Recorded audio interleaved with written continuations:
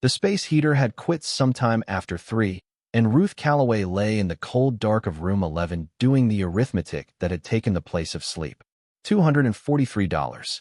That was the number. It sat folded twice inside a coffee can in her overnight bag, and it had to cover the room through Sunday, the gas in the Buick, and whatever went into their stomachs until the first of the month, when her pension check would land and the whole grimsome would begin again. The Starlight wanted 70 a night now. They had crept it up from 55 over the winter, a little at a time, the way a tide comes in. So a person tells herself it isn't really moving.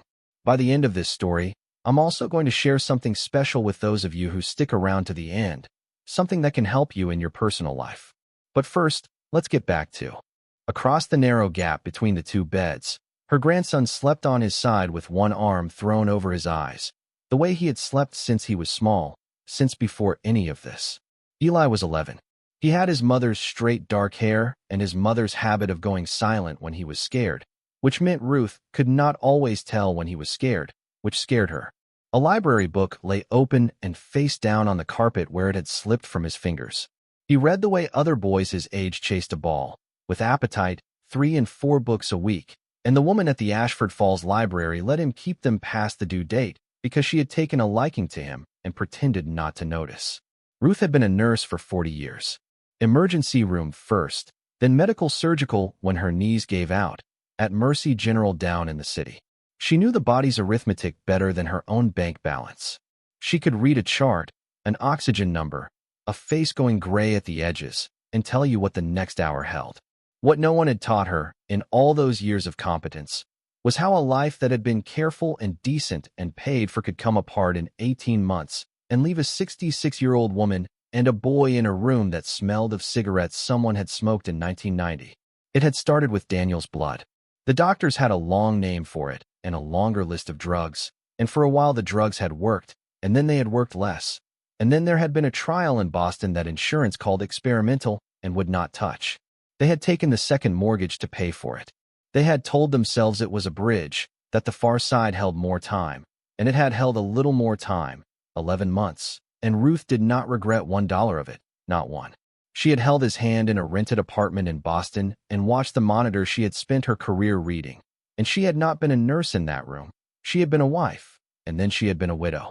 When she came home, there was the debt, and the house with 2 mortgages and a pension she had cut in half by retiring early to care for him.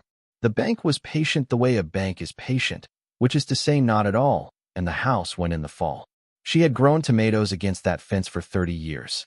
She had brought Carrie home from the hospital to that house, and then, 26 years later, brought Carrie's boy home to it too. After the crash on Route 9, took her daughter on a January road that the county had not salted because the county had cut the salt budget. Eli had been 8. His father had been gone since before he could walk, and was not the kind of man you went looking for. So it was Ruth and Eli, and then it was Ruth and Eli in a Buick with 190,000 miles on it, and then it was the Starlight, week to week, while she filled out applications for senior housing that had waiting lists measured in years and called numbers that rang and rang. She got up at 5:45, the way she always had, and dressed in the dark so she would not wake him. Her hands ached at the knuckles in the cold. She wrote a note on the back of a gas receipt and left it on his pillow, the way she did most mornings. Gone to Dottie's, back by 8, lock the door, do not open it for anyone. There is a granola bar in the bag. He would sleep until 7 and then read until she came back. He had learned to keep himself small and quiet in small quiet rooms, and that was a thing a boy should not have to be good at. Dottie sat at the bottom of Main Street where the road bent toward the river, a low brick building with a neon coffee cup in the window that had only ever lit the first 2 letters. At that hour, the only customers were 2 men from the highway department and an old farmer who came in for the company. Dottie Pruitt ran the register and the griddle both and had done so since her husband died, which was longer ago than anyone remembered. She poured Ruth's coffee before Ruth reached the counter. "You look like you slept in a snowbank," Dottie said. Heater went out again. "Tell Sal he's a thief. Sal knows what he is." Ruth wrapped both hands around the cup and let the heat go into her fingers. Dottie put a plate in front of her without being asked, 2 eggs and toast, and waved off the dollar Ruth said on the formica. They had been doing this dance for 2 months, and Ruth had stopped fighting it, because fighting it embarrassed them both. The free county paper lay in a stack by the door, the kind that ran the police blotter and the church suppers and the legal notices nobody read. Ruth took one to the counter the way she did every Friday, hunting the rentals, and turned past the notices on the way to the back. Her eye snagged on the boldface in the middle of the page, the way an eye snags on its own name. Notice of public auction. The county of Ashford would offer for sale, to satisfy delinquent taxes, the parcels listed below, said sale to be held in the assembly room of the county courthouse, Saturday, 10 o'clock. Sold as is. Cash or certified funds. There followed a column of map and lot. Numbers in type so small she had to hold it to the window light, and most of them were strips of nothing, drainage easements and weedy half-acres, and then near the bottom one line that was not nothing. Parcel 114. Sumac Ridge Road. 41 acres with structures, the Holloway estate, so-called. Structures in severe disrepair. Sold as is. Buyer responsible for all conditions. Opening bid, $200. Ruth read it 3 times. She knew the place, the way everyone in Ashford Falls knew it, which was to say she knew the silhouette of it on the ridge and the stories that clung to it like the ivy did. The Holloways had been the something of the county once, coal and the railroad, back before her grandparents. They had built the great house on the hill in the year 1901 and then, the way the story went, lost the whole of it in the crash, every dollar, and faded into the kind of poverty that is worse for having once been wealth. The last of them, old Edmund, had lived up there alone for as long as Ruth had been alive, a hermit who came down once a season for flour and lamp oil and frightened the children who dared each other to the gate. He had died for winters back. No one had come for him. No one had come for the house. $200. Dottie, Ruth said. The Holloway place. They're selling it for taxes. Dottie came and looked over her shoulder and made a sound in her throat. About time. County's been carrying that white elephant since Edmund passed. Whole Ridge is going to slide into the river one of these springs. She set down the coffee pot. Why? You fixing to buy a haunted house, Ruth Calloway. It came out of Ruth before she had decided to say it. It's a roof. Dottie did not laugh, which Ruth was grateful for. She looked at Ruth a long moment, and something passed over her face, pity and calculation and a third thing Ruth could not name, and then she said, very low, you be careful with that. The Holloway lands got a way of bringing out the wrong people. The Sterlings have wanted that hill 40 years. You walk into that auction, you watch yourself. Who are the Sterlings to me? Ruth said. Nobody, said Dottie. Yet. Ruth did the math again that night, in the car this time, while Eli ate the gas station sandwich she had cut in half and pretended she had eaten her share at the diner. $200 would leave them $43. $43 and a tank of gas. It was insane. It was the kind of thing she would have stopped a patient from doing, would have sat down across from and said, in her calm professional voice, let's think about this together. But she was not thinking. She was feeling the shape of a thing she had not felt in 18 months, which was the possibility of a door that no bank could come and lock behind her. A roof and walls and a piece of ground that could not be repossessed because she had missed a payment, because there would be no payment, because it would be hers, deed and all, for $200 and the nerve to raise her hand. What are you reading? She asked Eli, to stop herself from speaking the thought aloud. A book about a kid who finds a tunnel under his school. He turned a page. It's not very good, but I want to see how it ends. That's the only reason worth finishing anything, Ruth said, and Eli looked at her sideways the way he did when she said something he intended to remember, and went back to the page. The county courthouse was a square stone building with a clock that had said 10:40 for as long as Ruth had been coming to town. The assembly room in the basement held maybe 40 folding chairs and smelled of burned coffee and floor wax. Ruth came early and sat near the back with her purse in her lap and the $200 in an envelope she had gotten certified at the bank, which had cost her 8 of the 43 and had felt, handing it over, like cutting off a finger to save the hand. She watched the room fill. There were the regulars, men in work jackets who bought tax parcels the way other men bought lottery tickets, a few young couples with the bright, nervous look of people about to make a mistake, a woman from the title company with a laptop. And there were the others, who came in last and did not sit, 2 men in good coats who stood along the side wall with the ease of men who owned the room and were only visiting it. The younger of the two was perhaps 50, silver at the temples, a phone in his hand. The older one she did not see clearly until the auction was underway, when he came in and the younger man straightened the way a soldier straightens. That was Gerald Sterling. Ruth knew it before anyone said the name. The way you know the lead wolf in a pack by the way the others arranged themselves around it. He was tall and unhurried and dressed like money that had stopped needing to prove itself. And he looked at the room of folding chairs and the people in them the way a man looks at weather, a thing to be endured on the way to where he was going. The younger man, she would learn, was Lyle Royce, who did the Sterling's buying and their evicting and the parts of their business that wanted a buffer between Gerald's name and the act. He had a folder under his arm, and he stood close to the auctioneer's table with the proprietary calm of a man who had already won and was waiting on the formality. The auctioneer was a county clerk named Pickett, a soft round man who read each parcel in a flat voice and rapped a wooden gavel he held like it embarrassed him. The drainage easements went for next to nothing. A half-acre off the county road went to one of the work jacket men for $60. A young couple bought a flooded lot near the creek for $300, and the title woman shook her head. Ruth's heart had begun a slow, hard knocking she recognized from the worst nights in the emergency room, and she made herself breathe the way she had taught 100 frightened patients to breathe. Parcel 114, Pickett read. Sumac Ridge Road. 41 acres with structures, the former Holloway estate.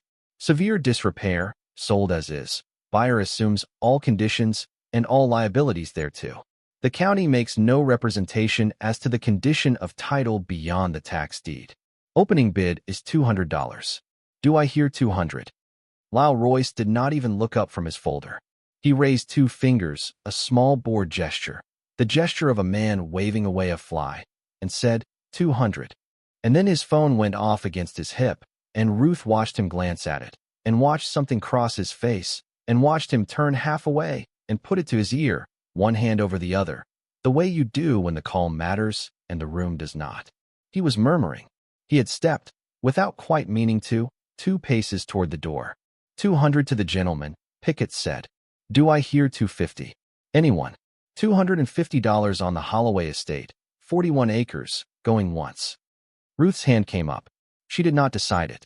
It came up the way her hand had come up 1,000 times in 1,000 rooms when something needed doing, and she was the one standing closest. 250, she said, and her voice did not shake, which surprised her, and the whole room turned to look at the gray-haired woman in the back with the purse in her lap.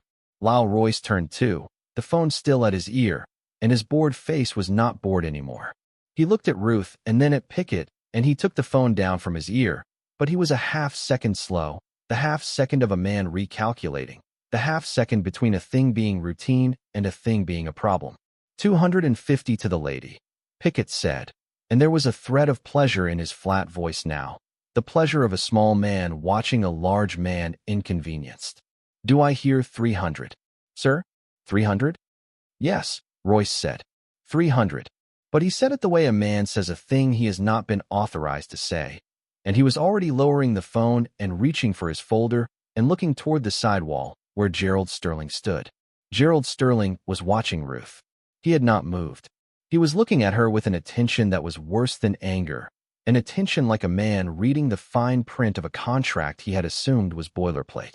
Ruth had $343 in the world minus 8 for the certification, which left her, she knew to the dollar, $335, and she had told herself in the car that 200 was the wall, that 200 was the whole of what she could spend and survive. She felt the wall. She felt the boy reading in the cold room. She felt 40 years of doing the responsible thing, the careful thing, the thing you could defend to yourself at 3 in the morning. And then she thought of Daniel's hand in hers and the 11 months they had bought with money they could not spare, and how she had never once been sorry, and she heard her own voice say, 335. A sound went through the room. The title woman closed her laptop and inched to look. Lyle Royce stared at her, and for one moment the mask was entirely off his face, and what was under it was not greed. Exactly. It was a kind of disbelief that the world had handed him a complication this small and this stubborn. He looked again at Gerald Sterling, a question in it, asking permission to chase a derelict ruin past its own worthlessness in front of 40 witnesses, to be seen wanting a thing the county itself had priced at $200. Gerald Sterling gave the smallest shake of his head. Not now. Not here. Not like this. $335, Pickett said, drawing it out, savoring it, to the lady in the back. Going once. Going twice. The gavel hung in the air. Royce said nothing. Sold. Parcel 114 to the lady. Ma'am, you'll want to see me after for the paperwork. Ruth did not remember standing up. She remembered the title woman catching her eye and giving her a small, grim smile that meant either congratulations or condolences. And she remembered the work jacket men murmuring and one of them saying, not unkindly, "Lady, you just bought yourself the deepest hole in the county." And a little laughter, and she remembered that she did not care, that something in her chest had come loose and was floating. That for the first time in 18 months, she owned 41 acres of the surface of the earth. Lyle Royce was waiting for her by the table when she came up to sign. He had put the mask back on. He smiled, and the smile had teeth in it. "Mrs. Calloway, is it?" He had gotten her name from Pickett's sheet. "Congratulations. Quite a property." He let that sit. "You should know, in fairness, that the Sterling Group has a standing interest in that parcel. We've been planning to take it into a conservation arrangement. We'd be glad to take it off your hands at a profit to you. Today, I could write you a check for, let's say, $5,000 right now, and you'd walk out of here having turned $300 into $5,000 in an afternoon. That's a good day's work for anyone." $5,000. The number rang in Ruth's ears like a struck bell. $5,000 was 4 months at the Starlight. It was Eli in a real room with a desk for his books.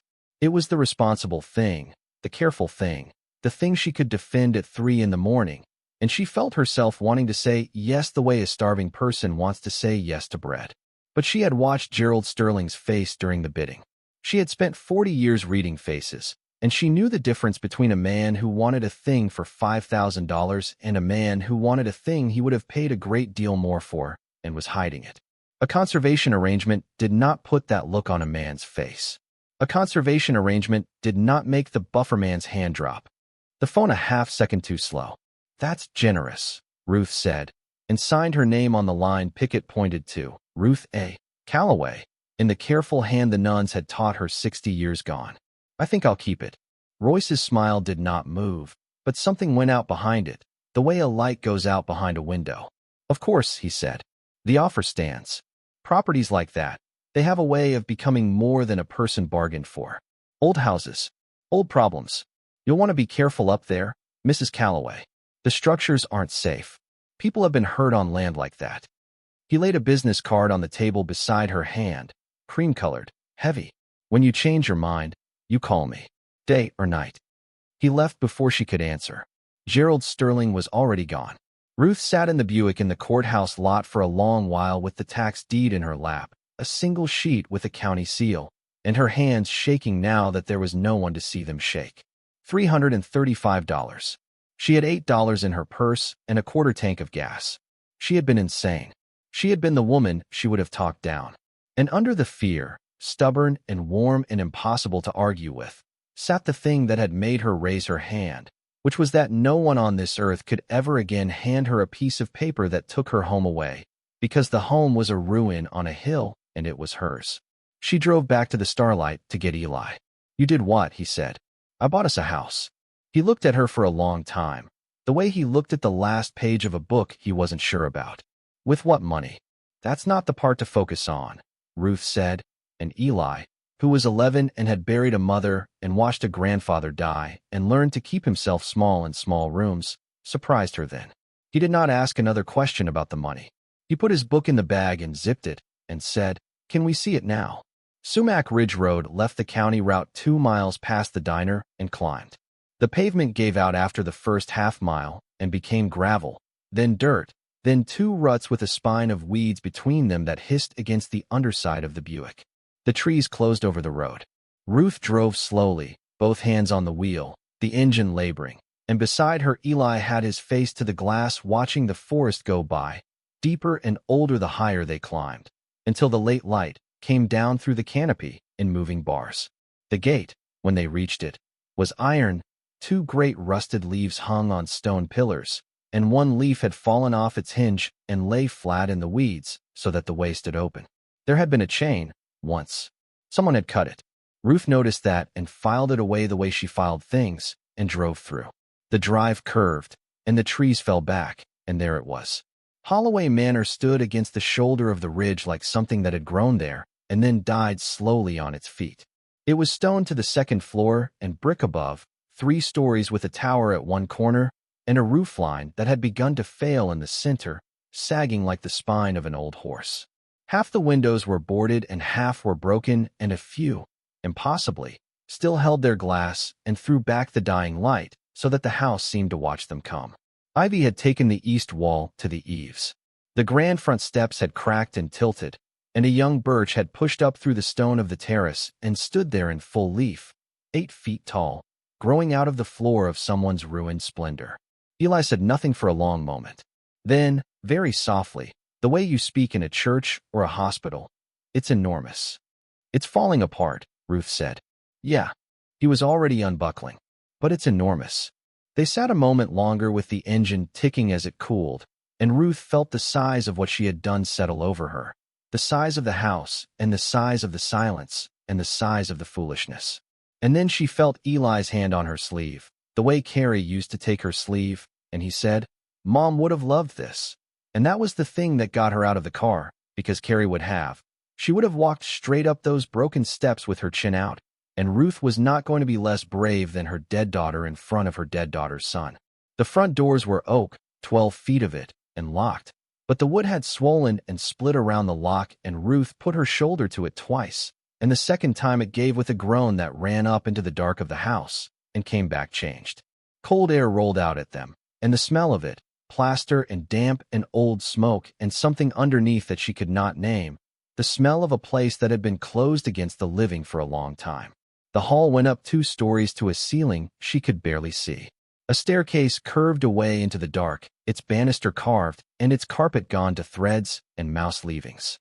Water had come through the failed roof somewhere above and run down a wall in a brown stain shaped like a country no one had named. Dust hung in the last bars of light from the western windows, and where the light fell she could see the shapes of furniture under sheets. A chandelier dropped low on its chain with half its crystals gone. A marble floor heaved and cracked by 40 winters of frost. "Stay where I can see you," Ruth said, and got the flashlight from her purse, the little one she carried out of 40 years of habit, and they went in. It was not the wreck the auction sheet had promised, or it was, but it was also more than that. Whoever the Holloways had been, they had built to last, and the bones of the place had outlasted the flesh. The grand rooms opened off the hall, a dining room with a table that could have seated 20 still standing under its dust, a library with shelves to the ceiling and most of the books still on them, swollen and ruined, but there, a music room with a grand piano gone gray with mold, it's lit up, its keys yellow as old teeth. In each room Ruth's flashlight found the same thing, a life left exactly as it had been set down, as if the owner had stepped out to the garden and never come back. On the dining room sideboard, under glass gone milky, a row of photographs. Ruth wiped the glass with her sleeve. A wedding from another century, a stern young man and a girl in white. A boy in a sailor suit on the front steps when the steps were whole and the birch had not yet been a seed. A coal yard somewhere, men with shovels and a string of black hopper cars, and a man in a tall hat standing apart from them with his hand on a railing, owning the picture the way Gerald Sterling had owned the auction room. Above the sideboard, in a frame 8 feet tall, the same man older, painted in oils, looking down the length of the dark room at Ruth with eyes the painter had been too honest or too frightened to flatter. A small brass plate at the bottom of the frame. She had to climb up on a chair to read it. Augustus Holloway, 1849 to 1934. "Who's that?" Eli said. "The man who built this," Ruth said. "A long time ago. Coal and railroads. The story is the family lost it all in the Depression." "All of it? That's the story." Eli looked up at the painted face, and Ruth looked at her grandson looking, and she thought there was something in the boy that the old man in the picture would have recognized, a stubbornness, a refusal to look away from a hard thing. Then Eli's eye went down to the sideboard, to the dust, and he frowned. "Mom," he said, "somebody's been in here." She came down off the chair. He was pointing at the floor, and her flashlight followed his small finger, and there it was, what her eye had skated past because she had been busy reading dead men's faces. The dust on the marble was thick and gray and undisturbed across most of the room, but a track ran through it, 2 tracks, the clean, wide tread of work boots, coming in from the hall and going out again. Recent, the edges of the prints still crisp where older dust had not yet had time to fill them. And on the corner of the sideboard, where the photographs were, the dust had been wiped, not by her sleeve, by someone's hand. Days or weeks ago, the bear would already purling over with a new fine gray. Ruth crouched and looked closer the way she had once looked at wounds, reading them. The boots had gone to the library too. In the library, a drawer of the great desk stood pulled out, and the papers in it had been gone through and left crooked, the way a thing is left by someone who does not have to be neat because no one is coming. On the desk, set down and forgotten, was the stub of a cigarette, cold, the ash long, ground out on the leather blotter that some Holloway had bought 100 years ago. She did not say what she was thinking, which was that Lyle Royce had told her people had been hurt on land like this, and had said it like a weather report, and that the chain on the gate had been cut, and that the boots in the dust were not the boots of a child daring a friend to the door. "Mom," Eli said, "is it okay that we're here?" "It's our house," Ruth said, and made her voice the voice she had used in the worst rooms, the one that told the patient and the family both that someone competent was present and the situation was being handled. "It's ours, deed and all. Anyone who's been coming up here was trespassing. That's done now." She put her hand on his shoulder. "But we're going to be smart. We don't split up, and we don't take chances, and if I say go, we go. Understand?" Yeah.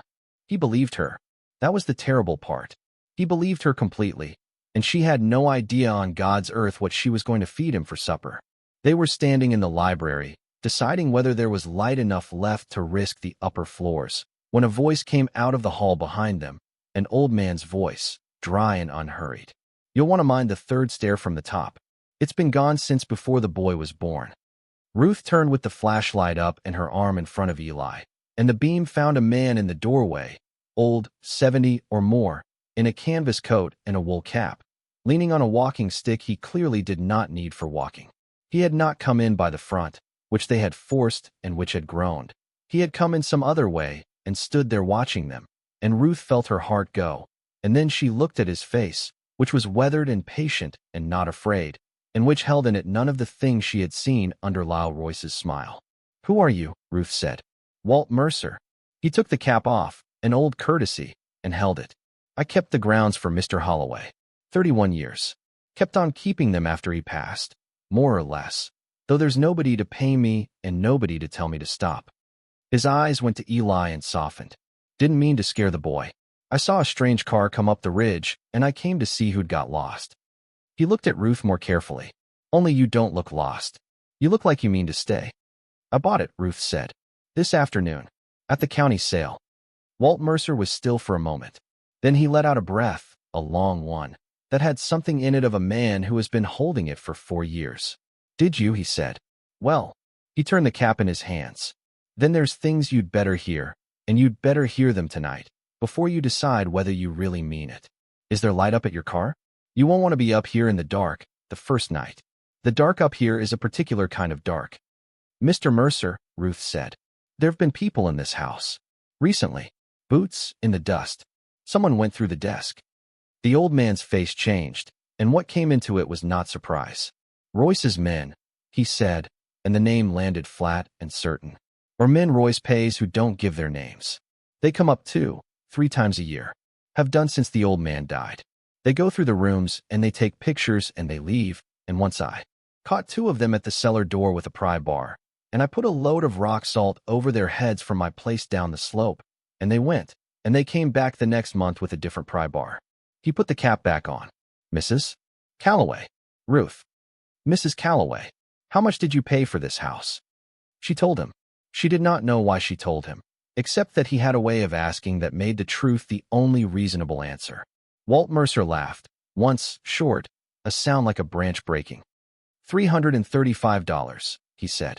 "Lord, the Sterlings have spent more than that on lawyers in a single afternoon, trying to get this hill, and you walked in off the street and beat them with a nurse's pension." He shook his head slowly. Old Edmund would have liked that. He'd have liked that more than anything that happened up here in 50 years. His eyes came up and held hers, and the humor went out of them.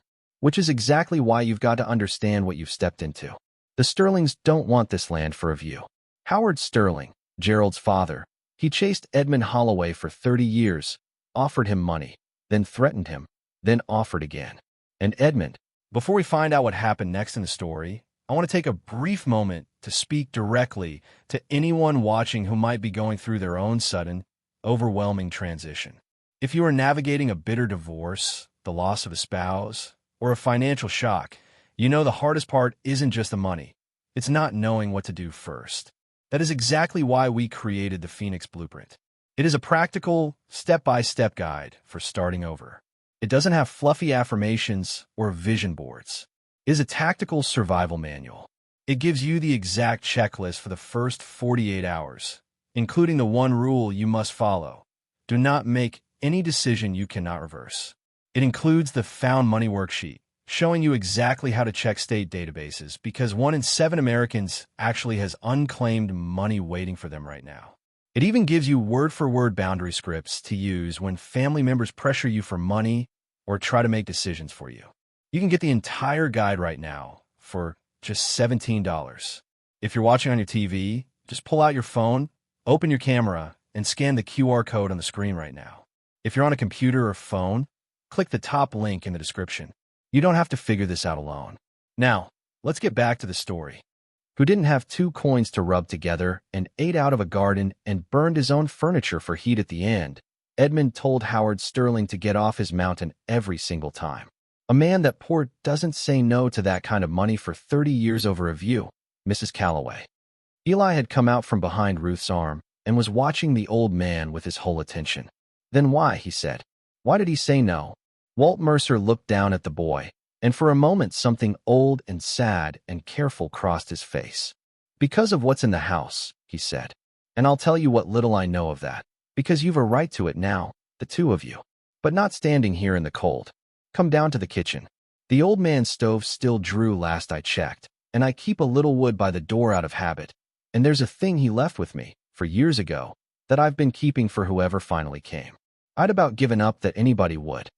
He turned and led them, sure-footed in the dark, through a passage off the hall and down a few steps into a kitchen that ran the length of the back of the house, vast and cold, with a black iron range you could have roasted an ox in and a stone sink deep enough to bathe a child.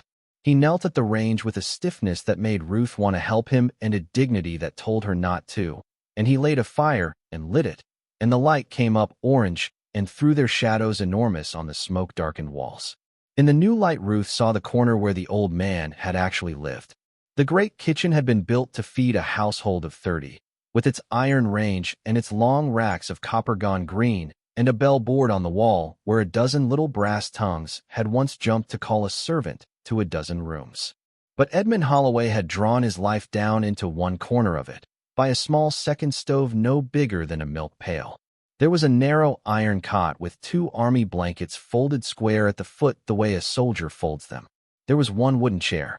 On a shelf above the cot stood a single enamel cup and a single enamel plate, washed and set on edge to dry, as though the man who owned them had meant to use them again in the morning.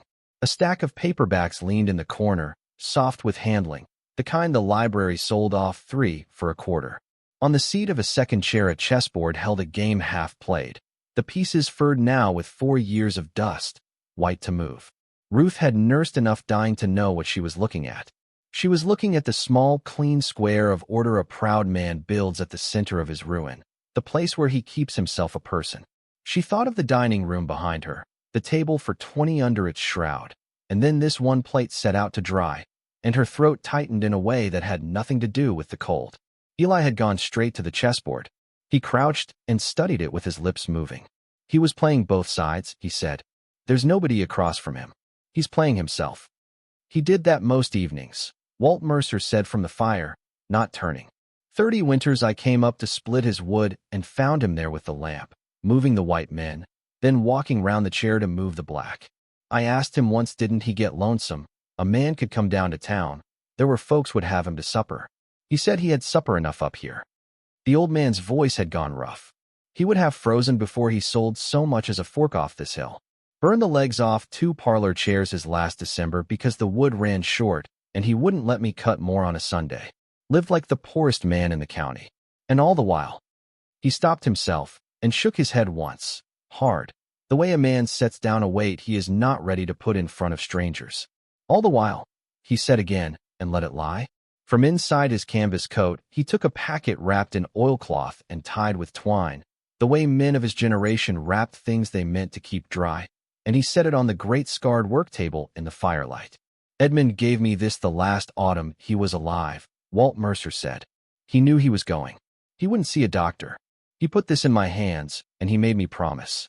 He said, when someone comes who owns the place honest, not the Sterlings, not anyone who comes asking after it, but someone who comes to live, you give them this and you tell them to take their time and tell nobody until they're sure.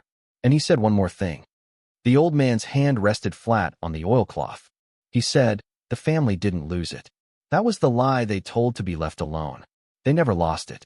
It's still here, and it's down where the cold keeps, behind my father's door, and God help whoever opens it without their wits about them, because there are men who would kill for what's behind that door, and one of them already has. The fire snapped. Outside, the dark had come down full on the ridge, and somewhere below them on the access road, faint and growing, came the sound of an engine, and a sweep of headlights crossed the high kitchen windows, slowed, and stopped. Ruth went to the window. A truck sat at the foot of the drive where the iron gate hung open, headlights burning up at the house, engine idling. It did not come closer. It did not turn away. A man's shape sat behind the wheel, unmoving, watching the lit kitchen window the way the painted eyes in the dining room watched the dark, and Eli came and stood against her side, and Walt Mercer rose from the fire with the oilcloth packet in his hand and said, very quietly, they saw your car go up. I told you the dark here is a particular kind. He held the packet out to Ruth. You'd best take this now, and you'd best decide tonight whether you're the kind of woman who runs from a thing like that down there, or the kind who finds out what's behind the door first. Ruth took the packet. It was lighter than it looked, the oilcloth soft with age, and the moment it was in her hands Walt Mercer turned away from her toward the window and the idling truck below, as if the handing over had freed him for the next thing. He went to the corner where his tools leaned against the wall and took up, instead of the walking stick, a long-barreled shotgun, old, the bluing worn to silver at the muzzle. He broke it open, looked, snapped it shut. Stay in here with the boy. Keep back from the glass. He pulled a battered lantern off a hook and lit it with a kitchen match, and the flames steadied and threw his shadow up the wall. They like to sit and shine their lights and let a person's nerves do the work for them. It's cheaper than coming up. What they don't care for is a witness who's awake and willing to walk down the drive and ask their name. Mr. Mercer. Walt. He was already moving toward the back passage. I'm 73 and I've got nothing they can take but my time, and I've a great deal of that. Mind the boy. He went out a low door at the end of the kitchen, and Ruth pulled Eli back against the great cold range where the firelight could not throw them onto the glass, and they waited. Through the high windows, she could see the truck's lights burning steady at the foot of the drive. Then a smaller light appeared, swinging, Walt's lantern, moving down the slope at the unhurried pace of a man who had walked that ground 10,000 times in the dark and was in no hurry at all. The lantern stopped halfway. It simply stood there, a small steady flame in the black, declaring that someone was home and someone was watching. For a long moment nothing happened. Then the truck's engine changed its note, and the lights swung away across the trees, and the sound of it dropped down the ridge and was gone. The lantern turned and started back up. He scared them off with a lamp, Eli said, wonder in it. He scared them off with the truth that he was there, Ruth said. That's most of what scaring is. Walt came back stamping the cold from his boots and set the gun in the corner. Royce's people, he said. Third truck since the leaves came down. They'll have called him by now to say a woman and a boy moved into the big house. So, he lowered himself into a chair with care. We've maybe a day before he comes up himself to be charming, and maybe two before he stops. You'd best read it, Mrs. Calloway, while the night's still ours. Ruth untied the twine. Inside the oilcloth was a second wrapping of waxed paper, and inside that, 3 things. A single iron key, long as her hand, the bow of it shaped like a leaf. A square of folded paper sealed with candle wax into which someone had pressed the same leaf. And a letter, several pages, in a slanting old hand that grew steadier as it went, the way a hand does when the person behind it has stopped being afraid of what they are writing down. She read it by the firelight, with Eli leaning into her arm and Walt looking into the stove. To whoever you are, the letter began. If Walter has done as I asked, then you came here honest, to live, and not the way the others come, asking after the house with money in their eyes. That is the only kind of person I would tell this to, and I am sorry to tell it to anyone, because it has been a curse in this family for 90 years and I am about to make it yours. The Holloways did not lose their fortune in the crash. That is the lie my father told the world, and his father before him let it be told, and I have spent my whole life keeping it, and I am tired. My grandfather Augustus did not trust banks. After the panic in the year 1907, when the banks closed their doors on honest savings, he began, a little at a time, to turn the family's wealth into gold, coin, and bar both. He did it for 20 years, and he built a room under this house to hold it, lined with steel. Behind a door the same men who built ships' hulls came up from the river to hang. He thought himself the most prudent man in America. Then in the spring of the year 1933, the new president signed an order that made it a crime for an American to own gold. We were to carry it to the banks and hand it over for paper. My grandfather was old and dying by then, and my father Charles was the one who stood in this kitchen and decided. He decided that he would not. He would not carry his father's life's work to the same banks that had failed the country and hand it across a counter for a printed promise. He sealed the room, and he let the world believe what it already wanted to believe, that the proud Holloways had been ruined like everyone else. Being thought poor kept us safe. A man no one envies is a man no one comes for. So we were rich, and we were thought paupers, and the joke of it killed my father by inches, and it has killed me. You cannot eat gold. You cannot spend a thing the law says you may not own without confessing the crime. And ours was a crime that did not end when the law changed, because of the coins, which I will come to. My father sold the timber and the far fields one at a time to pay the tax, and I have done the same. And we have frozen and gone hungry indoors, 3 men across 3 lifetimes, sitting on more money than the county has ever seen, and it has bought us nothing in this world but cold. I am not warning you off it. It is yours now, fairly, and you should have it. And I hope to God you have the sense we never had, which is to find the right person to help you turn it into a life, and then to live one. But you must understand 2 things before you go down those stairs. The first is the coins. Among the gold are coins my grandfather should never have held, struck in that same year, 1933, ordered destroyed, and never lawfully given out. He came by them through a man at the mint he had paid for years. They are the most dangerous thing in the room, because the government holds they were never anyone's to own and takes them back wherever they surface, and has put people through the courts for years over a single one. There is a ledger down there in his own hand that names the man and the year and the count. Read it before you breathe a word to anyone. The second is the Sterlings. Howard Sterling hounded my father for 30 years, offered and threatened and offered again, and my father told him no until the autumn of the year 1971, when Howard came up a last time, and 3 weeks later my father died in a fire in the East Wing that the county called an accident and that I have never for 1 hour believed was one. I could not prove it. You will not be able to either.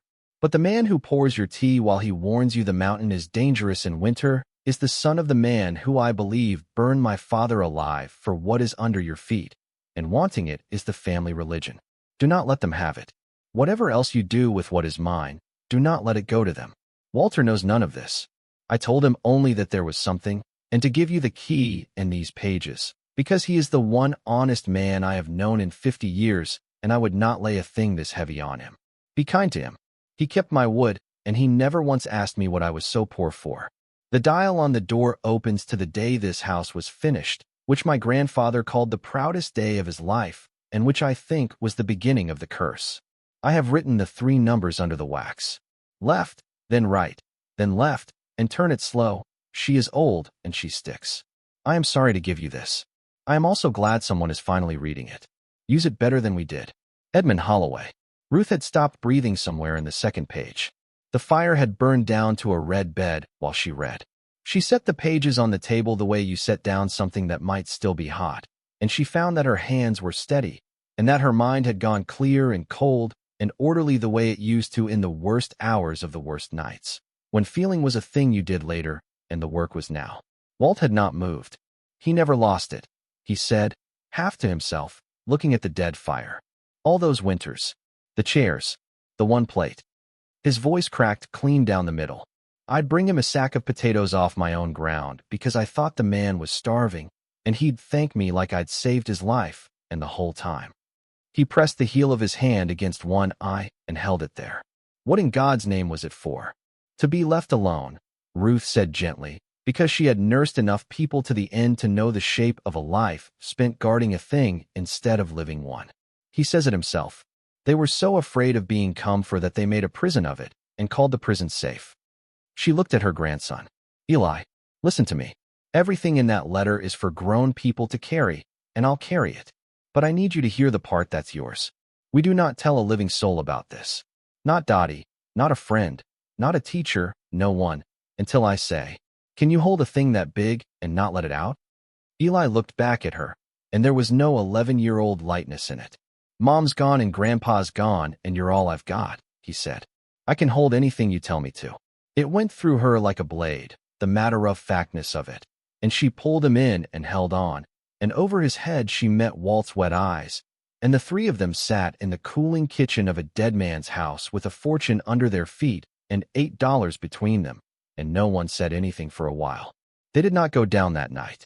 Ruth would not take Eli down failing stone stairs into a strong room in the dark on no sleep and no food, gold or no gold, and she said so, and Walt agreed, and that was the first decision, and it steadied her. Hunger was a problem she knew how to solve. Walt's place was a quarter-mile down the slope, a tar paper cottage that had been the gatekeeper's, and he went down through the woods and came back inside the hour with a sack over his shoulder, eggs from his own hens, a heel of bread, a jar of beans he'd put up, lamp oil, 2 wool blankets that smelled of cedar, and a small can of coffee he set on the table like an offering. I'll not hear a word about it, he said, before Ruth could say one. You drove a Buick up my mountain with a boy in it, and $300 to your name. Folks fed me once when I had nothing. It's how it works. She thanked him and did not fight it, and that was its own kind of kindness, letting him give. He fried the eggs on the old range, and they ate by lamplight, and Eli ate 3 eggs and most of the bread while Ruth pretended she was not as hungry as she was so the boy would have his fill, the small lie she had told for 2 years, and Eli, who knew the lie by heart, ate slower than he wanted so there would be some for her. Walt told them about Edmund, the parts not in the letter, how the old man had a beautiful tenor voice and sang to himself in the orchard, how he kept the bees until his hands got too bad, how he would receive a rare visitor in the one room with a fire, in a moth-eaten dinner jacket from 1940, and pour tea from a chipped pot, with such courtly grace that no one guessed he was the poorest man on the mountain. He'd have liked you, Walt said to Ruth, getting up to bank the stove for the night. And he'd have liked the boy. He liked anyone who'd rather find a thing out than be told. He looked at the dark doorway that led to the rest of the house, and the stairs that went down. You'll go in the morning, then. In the morning, Ruth said. They slept in the kitchen, the 3 of them, Walt on the floor by the stove with his coat for a pillow, Ruth and Eli on a settee they dragged in and beat the dust from. Ruth lay awake a long time, listening to the wind try the broken windows like a thief, thinking of a fire in the East Wing in the year 1971, and of the cold room below, and what 50 years of one family's terrified silence was about to look like in the beam of a $5 flashlight. Morning came thin and gray through the high windows. Walt was up before either of them, the stove lit, coffee made, and he had brought up more wood and a coil of rope and a second lantern and a crowbar, which he set against the table without comment, as a man sets out the tools a job might need. They ate, and Ruth made Eli put on both his sweaters, because the letter had said the cold keeps, and then there was nothing left to do but do it. The cellar stairs went down from a door off the kitchen passage, stone treads worn into shallow dishes by 2 centuries of feet, the wall on one side, and a long drop on the other where the rail had rotted away. Walt went first with the lantern, then Eli with the flashlight, then Ruth with her hand never off the boy's shoulder. The air changed as they went down, the damp giving way to a deeper cold, dry and even and old, the cold of stone the seasons never reach. Their breath smoked in the lantern light. The first cellar was wide and low and full of the ordinary dead things of a great house gone down, broken crates, a wall of empty wine bins furred with white mold, the staved-in carcass of a wooden cider press, rats' nests in the corners gone cold years ago. The lantern light slid over it all and found, at the far end, where Walt led them without hesitation because he had once put rock salt over two men's heads there, a wall that did not match the others. It was newer stone, dressed and squared, set across what had once been the mouth of a further chamber, and into it was hung a door that did not belong in a cellar at all. Steel, painted black, the paint gone to a fine alligator crazing with age, as tall as Walt and twice as wide as a man, hung on hinges as thick as Ruth's wrist. At the height of her chest, a brass dial worn yellow by a thumb, and below it a great keyhole shaped to take a leaf-bowed key. Set into the stone beside it, on an iron plate gone green, words cast in raised letters, Holloway, erected MCMI. And below, smaller, the mark of a firm down on the river that built the hulls of lake freighters, men who knew how to make a thing the water could not get into, or out of. 1901. Eli read off the iron plate, working out the Roman numerals under his breath the way he worked out everything. The year the house was finished. The proudest day of his life, Ruth said, and her voice came out small in the cold. She took the wax-sealed square from her coat pocket and broke the wax with her thumbnail and unfolded it. 3 numbers, in Edmund's column, and his note. Left, right, left, slow. She is old and she sticks. Her hands were not as steady now. She set the flashlight on a wine bin so its beam lay across the dial, and she fitted the iron key into the great lock first, and turned it with both hands, and felt the heavy parts inside move, a deep reluctant thunk like the house clearing its throat. Then the dial, left to the first number, around and around. Right to the second, past it once because her hand shook, then back. Left to the third, slow, slow, and it caught and stuck, and she leaned her weight on it. She is old and she sticks, and it gave, and somewhere inside the door a bar drew back with a sound that ran up through the stone into the soles of their feet. For a moment none of them touched it. The strong-room door of a dead and frightened family stood unlocked for the first time in a lifetime, the cold breathing out around its edges, and Ruth Calloway, 66 years old, with $8 in her purse and a grandson in 2 sweaters and 40 years of doing the next necessary thing, put both hands flat against the cold steel and pushed.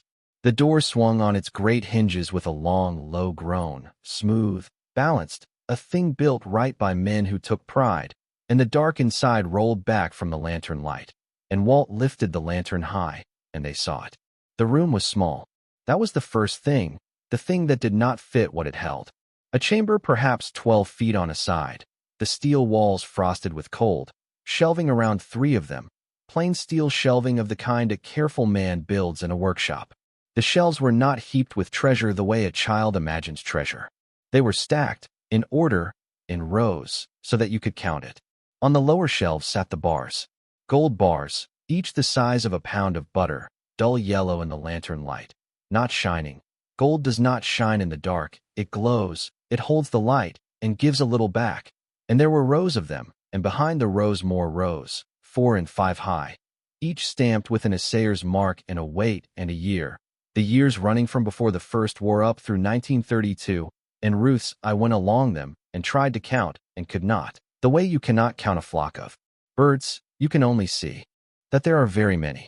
On the middle shelves sat canvas bags, small, the size of a fist, dozens of them, tied at the neck with waxed cord, and where one had rotted through the coins had spilled across the steel shelf in a slow frozen river, eagles and double eagles, 100 years of them, lying in a careless heap worth more than the house and the land and everything she had ever earned in her life. And on the upper shelf, set apart, in shallow wooden trays lined with felt gone to powder, lay coins that did not look like the others. They lay in neat ranks, face up, and where the lantern light touched them they did not glow like the old gold below. They burned, bright as the day they were struck, the standing figure of Liberty with her torch sharp and unworn, and across the top of each the year, plain to read from where Ruth stood frozen in the doorway. 1933. There were more of the coins the government said had never lawfully existed, lying in a dead man's cellar, than she could let herself count, and the sight of them put a cold in her that had nothing to do with the room. No one spoke. Eli had stopped at the threshold with the flashlight hanging in his hand, his mouth open, his face the face of a child seeing the ocean for the first time, too big to take in, not excitement, but a sort of solemn fear. Walt made a single broken sound and gripped the steel door frame as if the floor had tilted, and the lantern shook in his other hand so that all the gold seemed to move.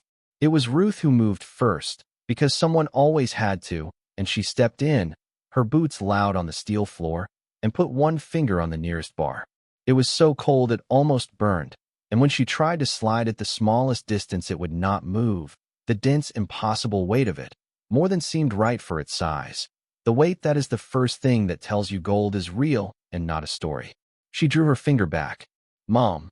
Eli's voice came small from the doorway. "Is it real?" "It's real," Ruth said. Her own voice did not sound like hers. "It's all real, baby." "How much is it?" And there it was, the question, and Ruth, who had spent 2 years counting in 10s and 20s, who had cut a gas station sandwich in half 100 nights, stood in a freezing steel room and tried to put a number to what surrounded her, and could not. The bars alone, by weight, at whatever an ounce of gold was worth now, and she did not even know what an ounce of gold was worth now. That was how far her life had been from this. The old coins by the bagful, and the bright ones in the trays, the impossible ones, in ranks. "A lot," she said at last, because it was the only true word she had. "More than I know how to say."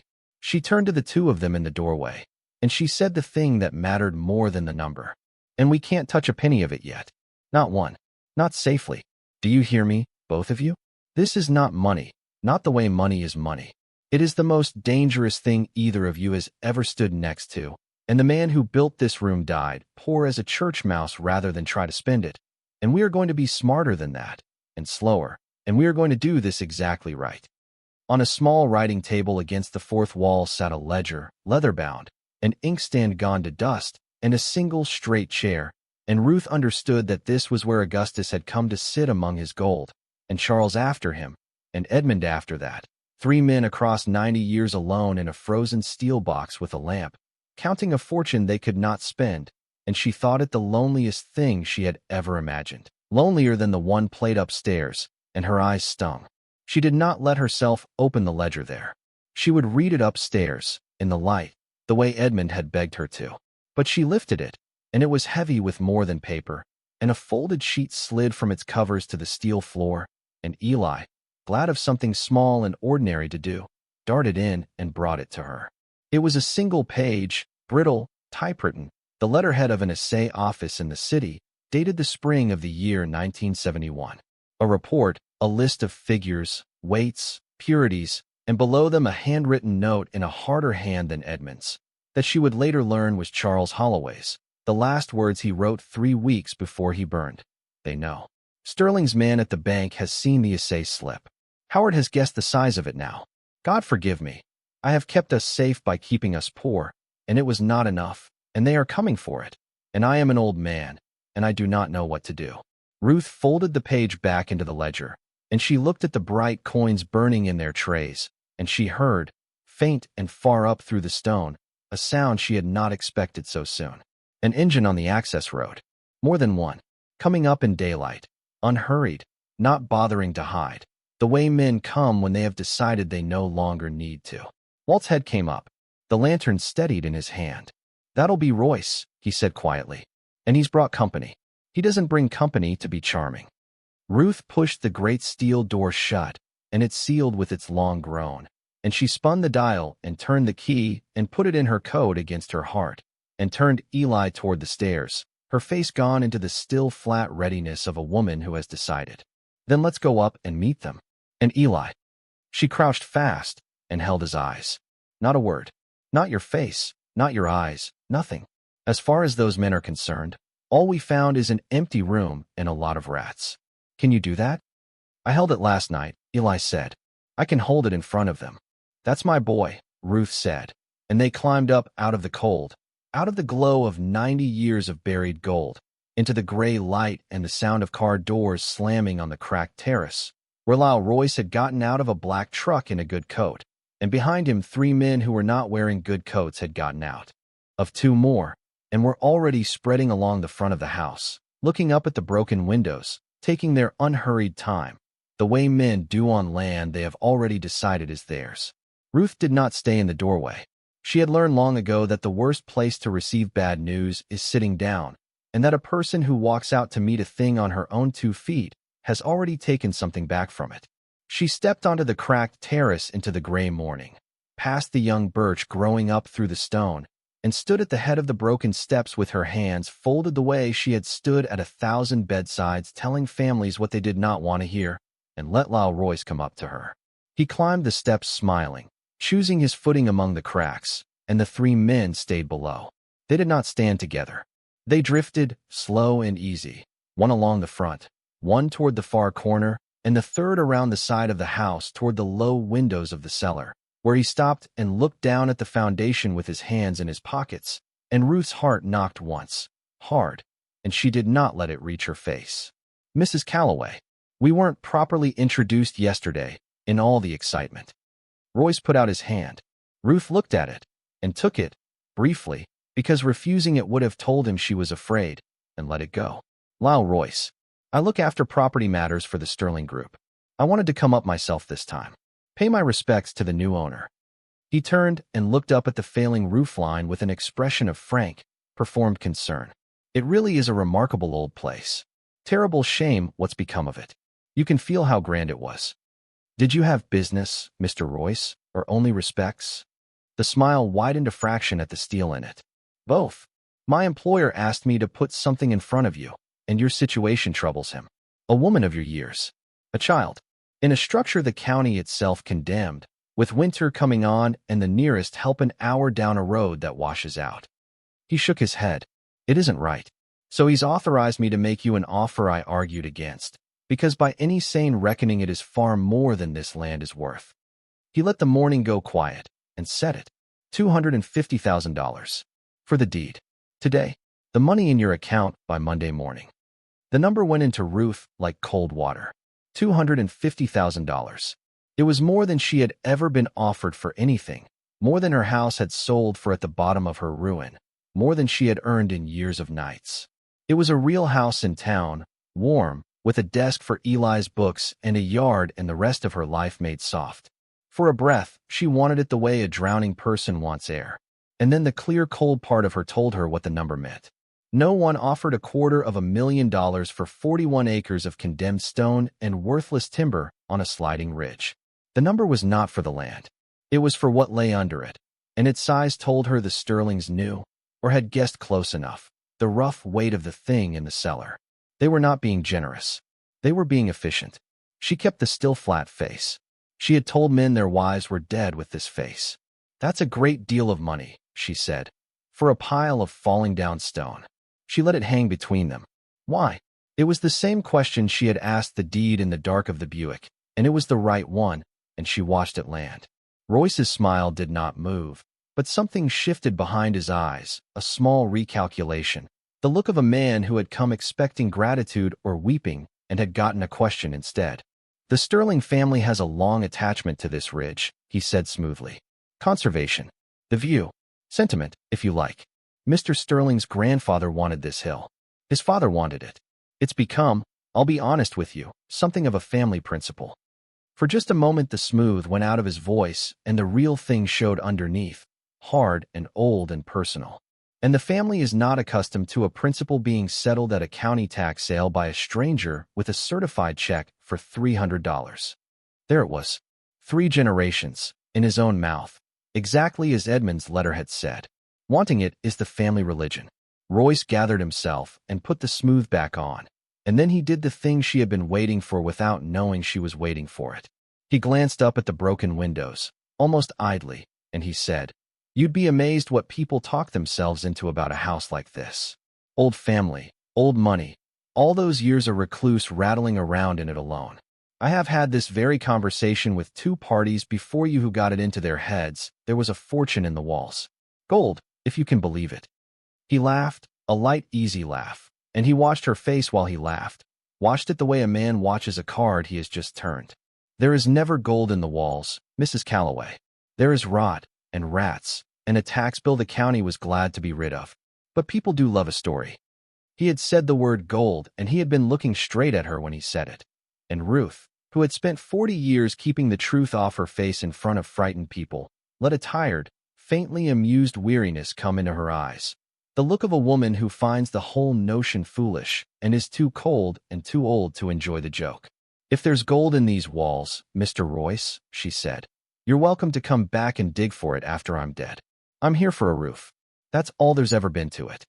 She saw the small frustration in the flick of his jaw, a man who had laid a card down and watched it draw nothing. But her perfect blankness was its own kind of answer to a man like him. A guilty woman might have laughed too loud. An innocent one might not have understood the word. She had done neither. She had been a stone, and a stone is what you become when you are guarding something, and he knew it. $250,000, he said again, softer now, the offer and the threat folded into the same low voice. "Think hard, because I'll be honest with you a last time, and then I'll go. This is a dangerous place. Those stairs, that roof, that stove. A person could fall, or the wing could come down in a storm, or there could be a fire, the old wiring, the chimneys, and the sheriff would be an hour getting up that road, and that is on a good day, and there will not be many good days between now and spring." He spread his hands, the picture of a reasonable man regretting the way of the world. "I would hate for anything to happen up here to a woman and a boy who were too proud to take a fortune for a ruin. A fire." He had set a fire, standing on the terrace of the house where Charles Holloway had burned in the East Wing in the year 1971, and Ruth understood that he did not know he had set it, that the family's methods had simply come down to him the way a tune comes down, and the understanding put a cold in her deeper than the Cellars. "Mr. Royce." She did not raise her voice. "There has been a chain cut on my gate. There have been men in my house, going through my desk, leaving their cigarettes on my furniture. There have been trucks sitting at the foot of my drive at night, shining their lights. I have spoken to a lawyer about it." It was not yet true, and she said it as if it had been true for a week, the way she had told 100 patients you're going to be fine when she did not know it, because sometimes the saying of a thing is the first brick of the building of it. Everything that has happened on this land, and everything that happens from this morning on, is being written down and dated. You came up my steps and named a fire to me in front of a witness. So I'll thank you to take your offer and your men and get off my property, and I'll thank you not to come back without one." "A witness," Royce said, and his eyes moved past her shoulder and his smile thinned, because Walt Mercer had come up the cellar stairs and was standing now in the great doorway behind Ruth, the old shotgun broken open over the crook of his arm, not pointed at anything. Only there, an old man with a long memory and a loaded gun and nothing left to lose, and the 3 men below had gone still. "It's hers now, Walt," Royce said. "You just rake the leaves." "And I rake her leaves," Walt said. "Same difference to you." Something passed between the 2 men, an old account Ruth did not know and did not need to, and then Royce buttoned his coat and laid the cream-colored card on the broken terrace wall, because Ruth had not put out a hand to take it. "The offer stands until Friday," he said. "After Friday, I can't promise it stands at all. Properties like this lose value fast once people understand how dangerous they are." He started down the steps, then paused and looked up the face of the ruined house one more time. And what he said next, he said almost to the house itself, almost kindly, and it was the worst thing he said all morning. Edmund let it rot around him for 50 years guarding nothing at all. He froze and starved and died alone in there with his secrets, whatever he told himself they were worth. "Don't make the old man's mistake, Mrs. Calloway. There's nothing up here worth a life. There never was." Then he gathered his men with a small motion of 2 fingers, the same bored gesture he had used to bid $200 on a fortune, and they got into their trucks, and the trucks went down the ridge in the gray light, and the sound of them sank away into the trees. Ruth stood on the terrace until she could no longer hear them. Then her legs told her the truth her face had been hiding, and she sat down hard on the cold, cracked step, and Eli came out from the hall where she had told him to wait and pressed against her side, and Walt closed the shotgun and set it down and lowered himself onto the step beside her with a grunt, the 3 of them in a row in the cold like people at a funeral. He kept saying Edmund was guarding something. Eli said quietly. He said it twice. Guarding nothing. But he doesn't say guarding unless he thinks there's something to guard, right? That's exactly right, Ruth said, and put her arm around him, marveling at how much the boy saw. They don't know what's down there. But they've known for 3 generations that there's a there. They've been waiting on this hill 50 years for somebody to find it for them, or to die so they could. She looked toward the cellar windows. Walt, Can a person see anything of the strong room from outside? No. Walt shook his head. The room's set behind the inner wall, deep, no window, no light. They could press their faces to that cellar glass for a year and see nothing but rats and the wine bins. The old man built it, so the house itself was the lock. He rubbed his bad hands together against the cold. But they'll not stop at pressing their faces to glass. You heard him. Friday. That's not an offer with a date on it, Mrs. Calloway. That's a clock. Ruth had heard it. She made herself think the way she used to when the emergency room filled up faster than it could empty, and you had to decide, fast and clean, who you could save and in what order. She could not move the gold. The moment she tried, in the open, on that road, she handed Sterling both the proof and the opportunity. She could not sell it. The bright coins made that a road to a federal courtroom. She could not run. Running had brought her and Eli to a motel with a coffee can of folded bills, and there was nowhere left that did not have a waiting list. And she could not sit up here, an old woman and a boy and a man with a shotgun, and wait for Friday. What she could do was the thing Edmund had begged her to do and never managed himself. Find the right person. Someone outside the Sterling's reach, who could take what was true and build it into a wall they could not climb. The way Charles Holloway, alone and frightened and out of time, never had. Walt, she said, you've lived in this county your whole life. Is there a lawyer? Not one the Sterling's own. Somebody who isn't afraid of them. Walt looked down the empty drive where the trucks had gone. There's a woman in town. Diane Russo. Office over the old hardware store. She took the Sterlings to court maybe 12 years back, over the Hadley farm, when they squeezed old man Hadley off his ground. She lost. He paused. But she made them bleed for it, dragged every dirty thing they did into the daylight, and they've hated her ever since, which tells you whose side she's on. If there's one soul in Ashford Falls who'd walk into a fight with Gerald Sterling glad of the chance, it's her. Then I'll see her in the morning, Ruth said. She got up off the cold step, her knees aching, every one of her 66 years on her, and under the ache she felt the thing she had almost forgotten the shape of, which was a plan and a reason, and the hard, clean readiness of a woman handed something worth fighting for. First thing, before they do anything about Friday. That night they slept again in the kitchen by the stove, with the doors barred and Walt's rope coiled by the low door and the shotgun in the corner, and twice Ruth woke to the sweep of headlights crossing the high windows, a vehicle that came to the foot of the drive and sat, and shone its lights up at the house, and after a while went away, and came back, the way a thing circles when it has decided it is only waiting now, only counting down. And Ruth lay in the dark and listened to it and held her sleeping grandson and did the new arithmetic, which was not about dollars anymore, but about days. Ruth did not sleep, and when the gray came she was already dressed. Before the light was full she went back down into the cold with the lantern and Eli at her shoulder, and she did the thing she had decided in the dark, which was to make a record. She had an old phone, the cheap kind that did little but ring, but it took pictures, and Eli held the lantern steady while she photographed all of it. The steel door and its dial. The iron plate with the year in raised letters. The rows of bars with their stamps. The bagged coins, and the bright trays of the ones that should not exist, and every page of the ledger in Augustus Holloway's hand, and the brittle essay slip with Charles's last frightened words across the bottom. She did not take a single coin. She did not move a single bar. Edmund had told her to go in with her eyes open, and she understood now that the gold was the trap and the proof at once, and that the safest thing she owned was not the metal but the knowledge of it, kept somewhere the Sterlings could not burn. She sealed the door again, and they climbed up, and she left Eli with Walt at the cottage with the shotgun and a promise to stay off the skyline, and she drove the Buick down the ridge to find the one person in the county who had ever made Gerald Sterling bleed. The office sat above the old hardware store on Main Street, up a flight of stairs that smelled of dust and floor oil, behind a door with a frosted glass panel that read Russo, attorney at law in letters that had been gold once. Inside, a woman in her late 50s looked up from a desk stacked with the careful chaos of someone who worked alone and worked hard. She wore reading glasses on a chain and the expression of a person who had been disappointed by the law often enough to keep loving it anyway.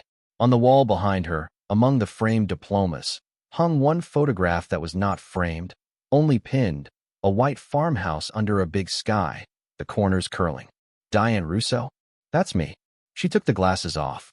If you've come about the Sterlings, I'll tell you up front, I have lost to that family more times than I have beaten them, which is once, and I did not really beat them. I just made it cost. She gestured at the chair across the desk. Sit anyway.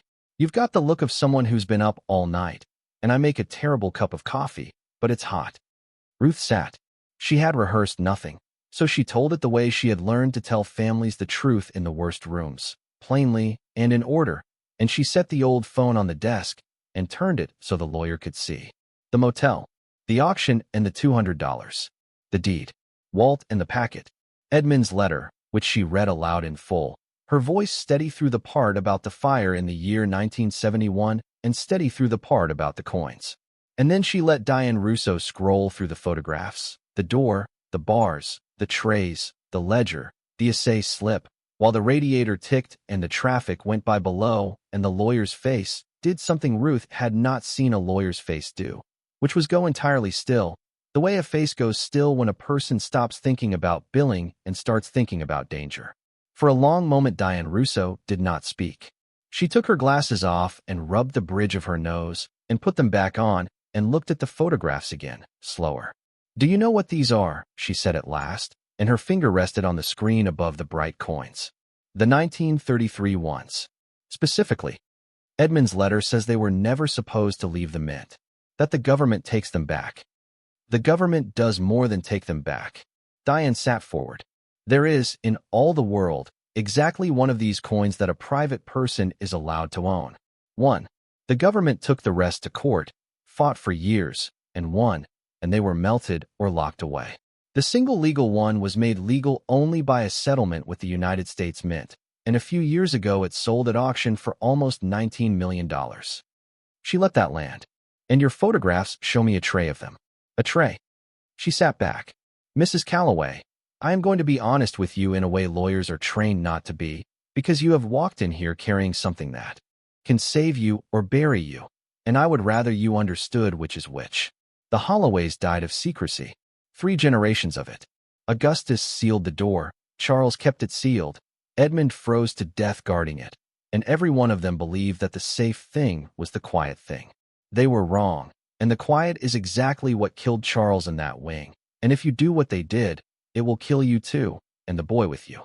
Then what's the loud thing? Ruth said. Daylight.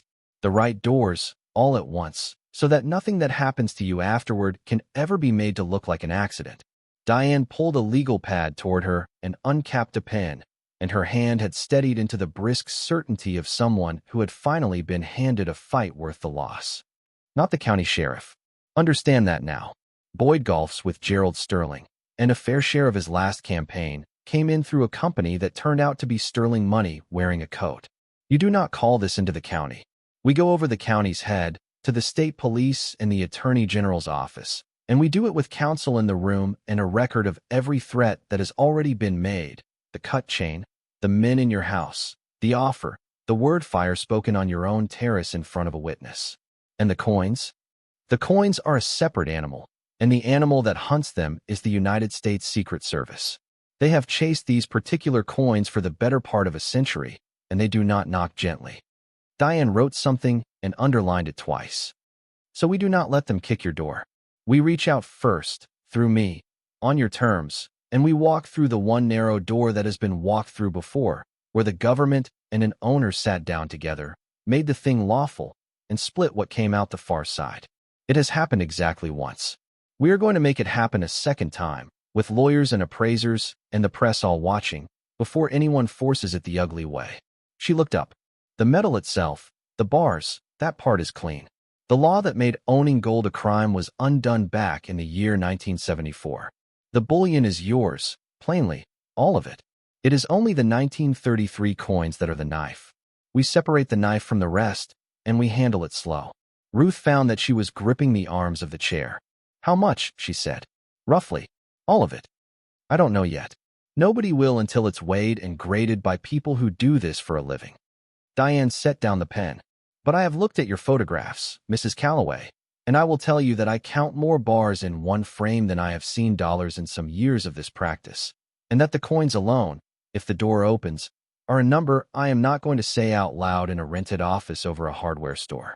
It is enough that 3 generations of a family chose to freeze rather than risk losing it. Now, she tore the top sheet off the pad. Here is the first thing we do, and it is the most important thing, and I want you to do it before you do anything else. We make sure that everything you just showed me exists in more than one place. Right now, if that house burns tonight, with you in it, the only record is a dead woman's telephone. That is precisely the situation the Sterlings are most comfortable with. We are going to take it away from them. So they took it away from them. That afternoon, Diane Russo made copies of every photograph onto 2 drives and a laptop, drew up a sworn statement in Ruth's words, and had her sign it, and put one set in the firm's safe and another in a bank box in the next county over, under instructions Ruth did not fully follow but trusted. And then Diane made a telephone call, and the second ally walked into Ruth's life. Nora Keene was a reporter, the kind there used to be more of, who had spent 11 years trying to nail the Sterling family to the wall and had a drawer full of stories that died for want of one solid document. She had written about the Hadley farm and about 2 other families squeezed off their ground by the same patient machine, and she had a private, gnawing suspicion, never printed, about a fire on Sumac Ridge in the year 1971 that the county had called an accident in a hurry. She came up the stairs to Diane's office within the hour, and when she had heard the story and seen the photographs, she sat down on the edge of the radiator as if her legs had quit, and she said, very quietly, "I have been waiting for this for half my life, and I did not know it was gold. I thought it was just cruelty. It was always just cruelty before." She looked at Ruth. "Tell me about the fire. The one in the letter." What Nora Keene did over the next 9 days, while Diane Russo filed her papers and made her careful calls to a senior investigator with the state police and an assistant attorney general who owed her nothing but listened anyway, was the thing she was good at. She went into the county's old records, and she found the original report on the 1971 fire, the assistant fire marshal's first finding, which had read suspicious origin, east wing, accelerant not ruled out, and she found that it had been replaced 11 days later by a final report that said accidental, electrical, and she found the man who had written the first one, 91 years old now in a care home 2 towns over, his mind clear as a bell on the one matter he had carried his whole life.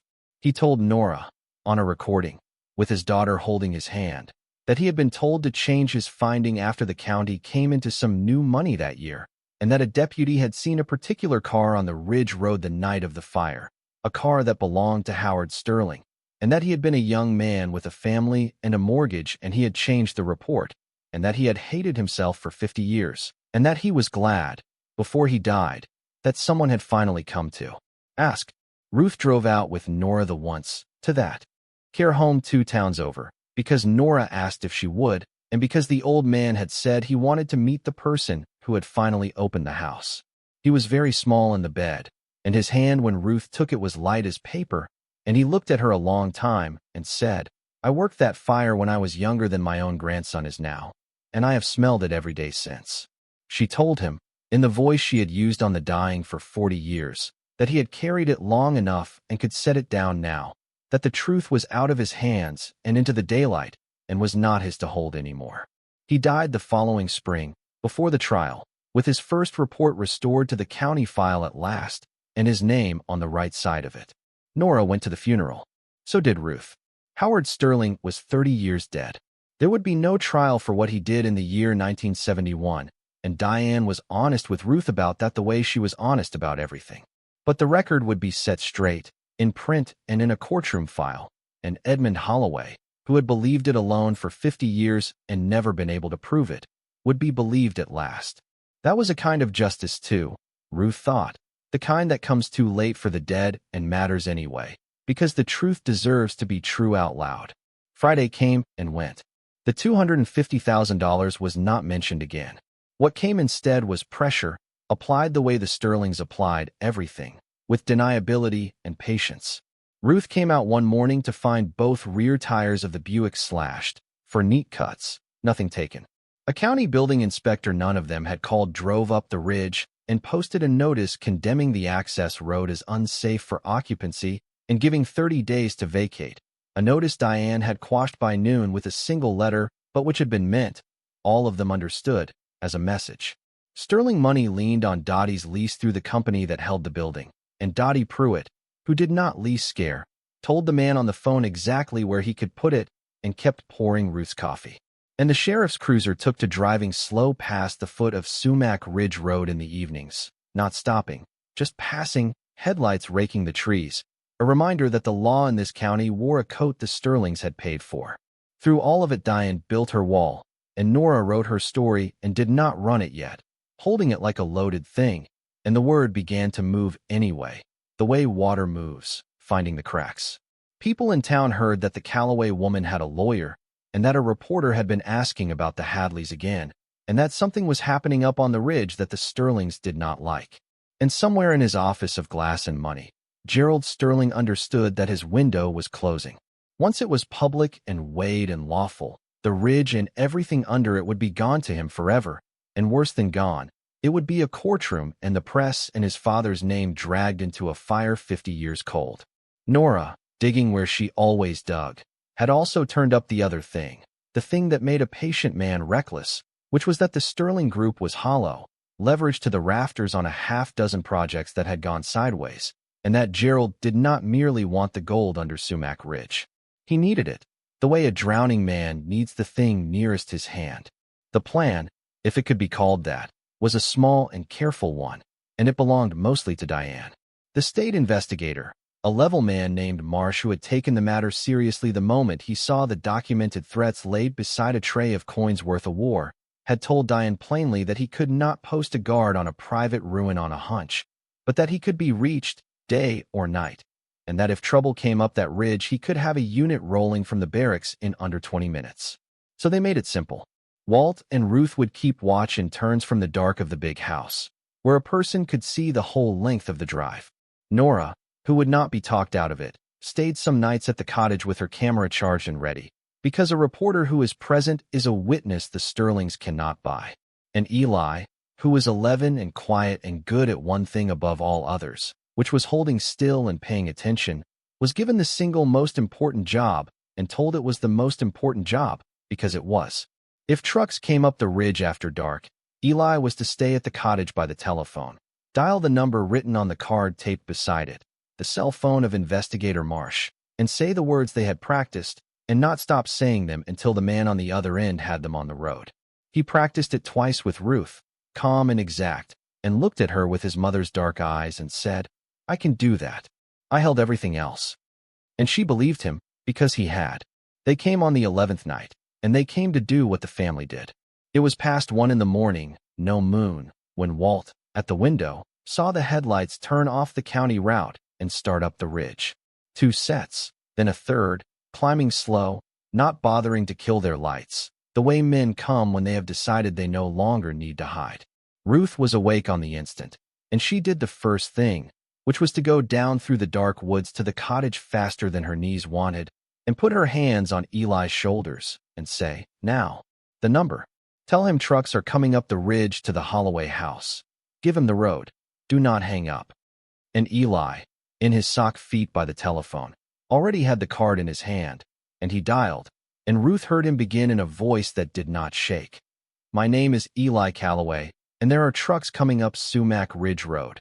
And she kissed the top of his head and went back up the slope to the house and to Walt and to whatever was coming, because Walt was 73. And alone up there, and she would not leave him to it. They cut the chain at the gate again.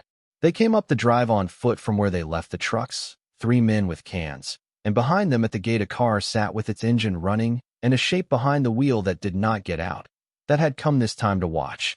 And Ruth knew, without seeing the face, that Gerald Sterling had grown too hungry and too frightened to send Royce alone. The men did not search. They did not creep. They went straight to the east wing, the same wing, with the unhurried confidence of people who believed the nearest help was an hour away, and the only witnesses were an old woman and a boy who would be inside. And they splashed their cans along the dry old sills and the ivy and the broken porch, and the smell of it reached Ruth at her window, sharp and wrong in the cold, and her whole body went cold with it, because she understood that they meant for her to be in the house, that the tragedy they were writing had her name in it, and the boys, the stubborn nurse, and her grandson lost in a fire in a condemned ruin, the road too long, just as before. Walt did not wait for the match. He went out the side door into the dark with the lantern unlit and the shotgun broken open over his arm. And he lit the lantern when he was 10 feet from them, so they would see him whole, an old man with a gun and a long memory. And he said in a voice that carried, "You will put those cans down, and you will get off this hill." And for a moment it might have held, the way it had held with the truck at the gate weeks before, because cowards do not like a witness who is awake and armed. But these men had come too far and been paid too much, and the shape at the gate was watching, and one of them, the one nearest Walt, did not put the can down. He swung it. He caught the old man across the side of the head with the heavy base of it, and Walt went down hard in the wet leaves, the lantern rolling, the shotgun spilling from his arm, and the man who had swung it stooped fast and came up with a lighter already lit in his hand, and he touched it to the soaked sill, and the fire took with a sound like a held breath let go, and ran up the dry ivy and into the east wing, and the night turned orange. Ruth was already moving. She did not think about the gold, or the proof, or the courtroom. She thought the way she had thought for 40 years when a body was down and the clock was running. And she went out into the firelight and the smoke and got her arms under Walt Mercer, who was conscious and bleeding from above the ear and trying to get his feet. And she dragged him back from the wall as the heat came off it in a wave. And she put herself between the old man and the men with the cans, 66 years old, empty-handed. And she said, "His skull may be cracked, and you have just committed 3 felonies in front of a federal witness, so I would run, if I were you." And whether it was her flat certainty or the fire getting away from them faster than they had meant or the sound, far off and growing, that her ear caught before theirs did, the 3 men looked at each other and at the burning wing and broke and ran for the trucks. The sound was sirens.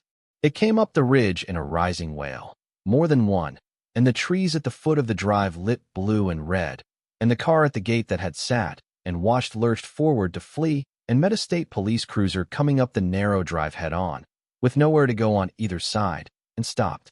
The men running for the trucks ran instead into the headlights of the second cruiser, and the third, and there was shouting and the crackle of radios and the long beams of flashlights crossing in the smoke. And Investigator Marsh, who had been on the road in 14 minutes because an 11-year-old boy had given him the ridge by name and not hung up, came up the drive on foot with his weapon drawn and his men around him, into the firelight, where an old woman knelt in the leaves with a bleeding man's head in her lap, holding his wound closed with her bare hand and her voice steady, telling him he was going to be fine. The small, brave lie she had told 100 times, except that this time, because help had come, it was not a lie. They put the east wing fire out before it reached the main block. The stone held, as stone does, and the steel door deep beneath the house did not so much as warm, the gold enduring the flames the way it had endured everything else, indifferent and patient and untouched. Walt Mercer went down the ridge in an ambulance with a fractured skull and a concussion and Ruth's coat under his head, and he would mend, slow and grumbling, and live to rake those leaves again. And the 3 men with the cans were taken away in handcuffs, and at the gate, pulled from a car that smelled of accelerant on his own sleeves, with a reporter's camera having recorded the whole of it from a cottage window a quarter-mile off, was Gerald Sterling, who had come this time to watch, and who would learn over the long months that followed that there is no coat in the world that pays for a thing the law sees with its own eyes. Ruth spent the rest of that night in a hospital corridor she knew the smell of, because she had passed 40 years in corridors like it, and 2 of the worst years of her life in one, waiting on news of Daniel that never once came good. This time the news came good. The man who had carried her grandson's secret and split her firewood and put rock salt over the heads of trespassers to keep a stranger's house safe was going to live, and a young doctor told her so before dawn, and Ruth, who had been the one to say those words to other people's families more times than she could count, found that hearing them was a wholly different thing, and she put her face in her hands in the plastic chair and let herself, for the first time since the auction, simply be. Tired and frightened and grateful all at once, the way the families had always been when she told them the worst was past. It came apart for the Sterlings the way it had been built, slowly and then all at once. The 3 men, facing arson and attempted murder, did what such men do when the money that hired them is suddenly worth nothing. They talked. Lyle Royce, looking at the rest of his life in a state prison, talked most of all, and what he gave the Attorney General was not only the 11th night, but years of it. The offers and the threats, and the inspectors bought, and the families squeezed. A map of the whole machine, with Gerald Sterling's hand at the center of it. The Sterling Group, already hollow, fell in on itself the moment the investigations froze its accounts, and the projects collapsed, and the creditors came, and the patient empire that 3 generations had built on the backs of people like the Hadleys was picked apart in bankruptcy court by the same daylight it had always feared. Gerald Sterling went to trial for the fire on Sumac Ridge, for what he did to Walt Mercer, and what he had meant to do to Ruth and Eli Calloway. And the reporter's footage and Royce's testimony and 4 cans of accelerant did what 50 years of suspicion never could. He was convicted, and he was sentenced, and the name that had frightened a county into silence became, in the end, a thing the county said with contempt.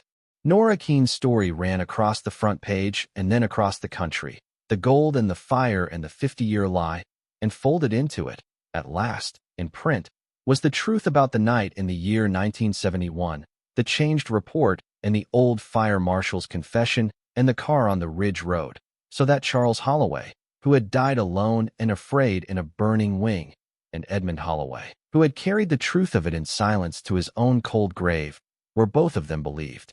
The county reopened the 1971 case as a matter of record. No living person would answer for it. But it was written down as what it was, which was murder, and Edmund's long, lonely certainty was vindicated in the one currency that had ever been left to him, which was the truth told plainly after he was gone. The gold took longer, because lawful things move slow, and that was as Diane had promised, and as Ruth had come to prefer. Appraisers came, with the Secret Service and the Mint and a federal judge's blessing and Diane Russo in the room for every hour of it. And they weighed the bars and graded the coins, and when it was done the number they put on the whole of what Augustus Holloway had buried beneath his house was $440 million, a figure so far past Ruth's understanding that she made Diane read it to her twice, and then sat down on the steps of the manor and laughed until she nearly cried, thinking of a coffee can with $243 in it, and a slash tire, and a half a sandwich cut 100 nights running.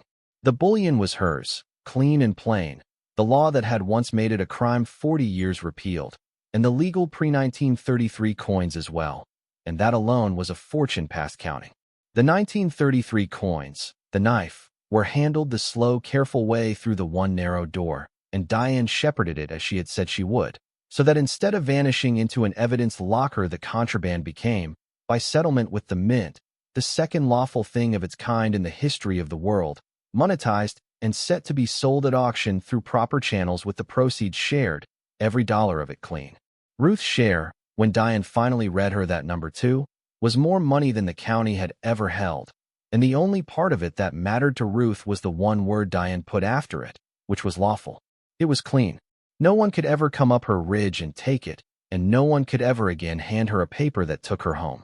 The first of the 1933 coins to cross an auction block, more than a year later, with 2 agents of the Secret Service standing at the back of the room and Diane Russo at Ruth's side, sold in under 4 minutes for a sum that made the whole room draw breath at once, and made Ruth think of Edmund counting his trays by lamplight in a frozen steel box, certain to his death that the coins could never be anything but a danger and a secret. He had been right for 90 years. He had been wrong by a single year, the year the law and a careful lawyer found the narrow door he never knew was there. Ruth kept 1 coin, the only one she kept, and she did not put it in a vault. She kept it in a kitchen drawer in the warm house, and now and then she took it out and turned it in the light, the standing figure with her torch, bright as the day it was struck, and she thought it a strange and lovely thing that the most dangerous object 3 frightened men had ever guarded should end its long-hidden life as nothing more fearful than a keepsake in a drawer. The town remembered, the way towns do, that it had laughed. The work-jacketed man who had told her at the auction that she had bought the deepest hole in the county had the grace, when he saw her at Dottie's that winter, to take off his cap and say he had been a fool, and Ruth bought him his breakfast and meant it. Pickett the clerk, who had banged his embarrassed gavel, told the story for the rest of his life as though he had known all along. And Dottie Pruitt, who had poured Ruth's coffee when Ruth had $8 and never once let her pay, stood at the front of the crowd the day the manor reopened its doors and wept with plain fierce pride, because she had been kind when kindness cost her something, and she had been right. Ruth did not become a different woman. She had seen what the gold did to the men who guarded it and the men who wanted it, and she had no intention of letting it do anything to her or to the boy. She kept her booth at Dottie's. She kept her plain way of speaking and her nurse's clear eye, and when people began to treat her differently, she told them to stop. And mostly they did. But she did the thing Edmund had begged her to do, the thing his whole frozen family had never managed, which was to turn the gold into a life, and not just her own. She restored Holloway Manor.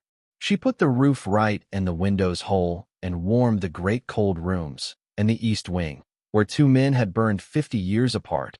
She rebuilt last and best, full of light, so that the place where the family's cruelty had done its worst became the brightest room in the house. And because she had buried a husband for want of money to keep him alive, and lost her home to the debt of trying, she took the largest part of that vast clean fortune and made of it a fund, in Daniel's name and Carrie's, that paid the medical bills that bankrupt ordinary families, the second mortgages and the foreclosures, the impossible sums that had once stood between Ruth Calloway and one more month with the man she loved. She helped the Hadleys and the other families the Sterlings had broken, quietly, the way Walt had once helped her, asking nothing.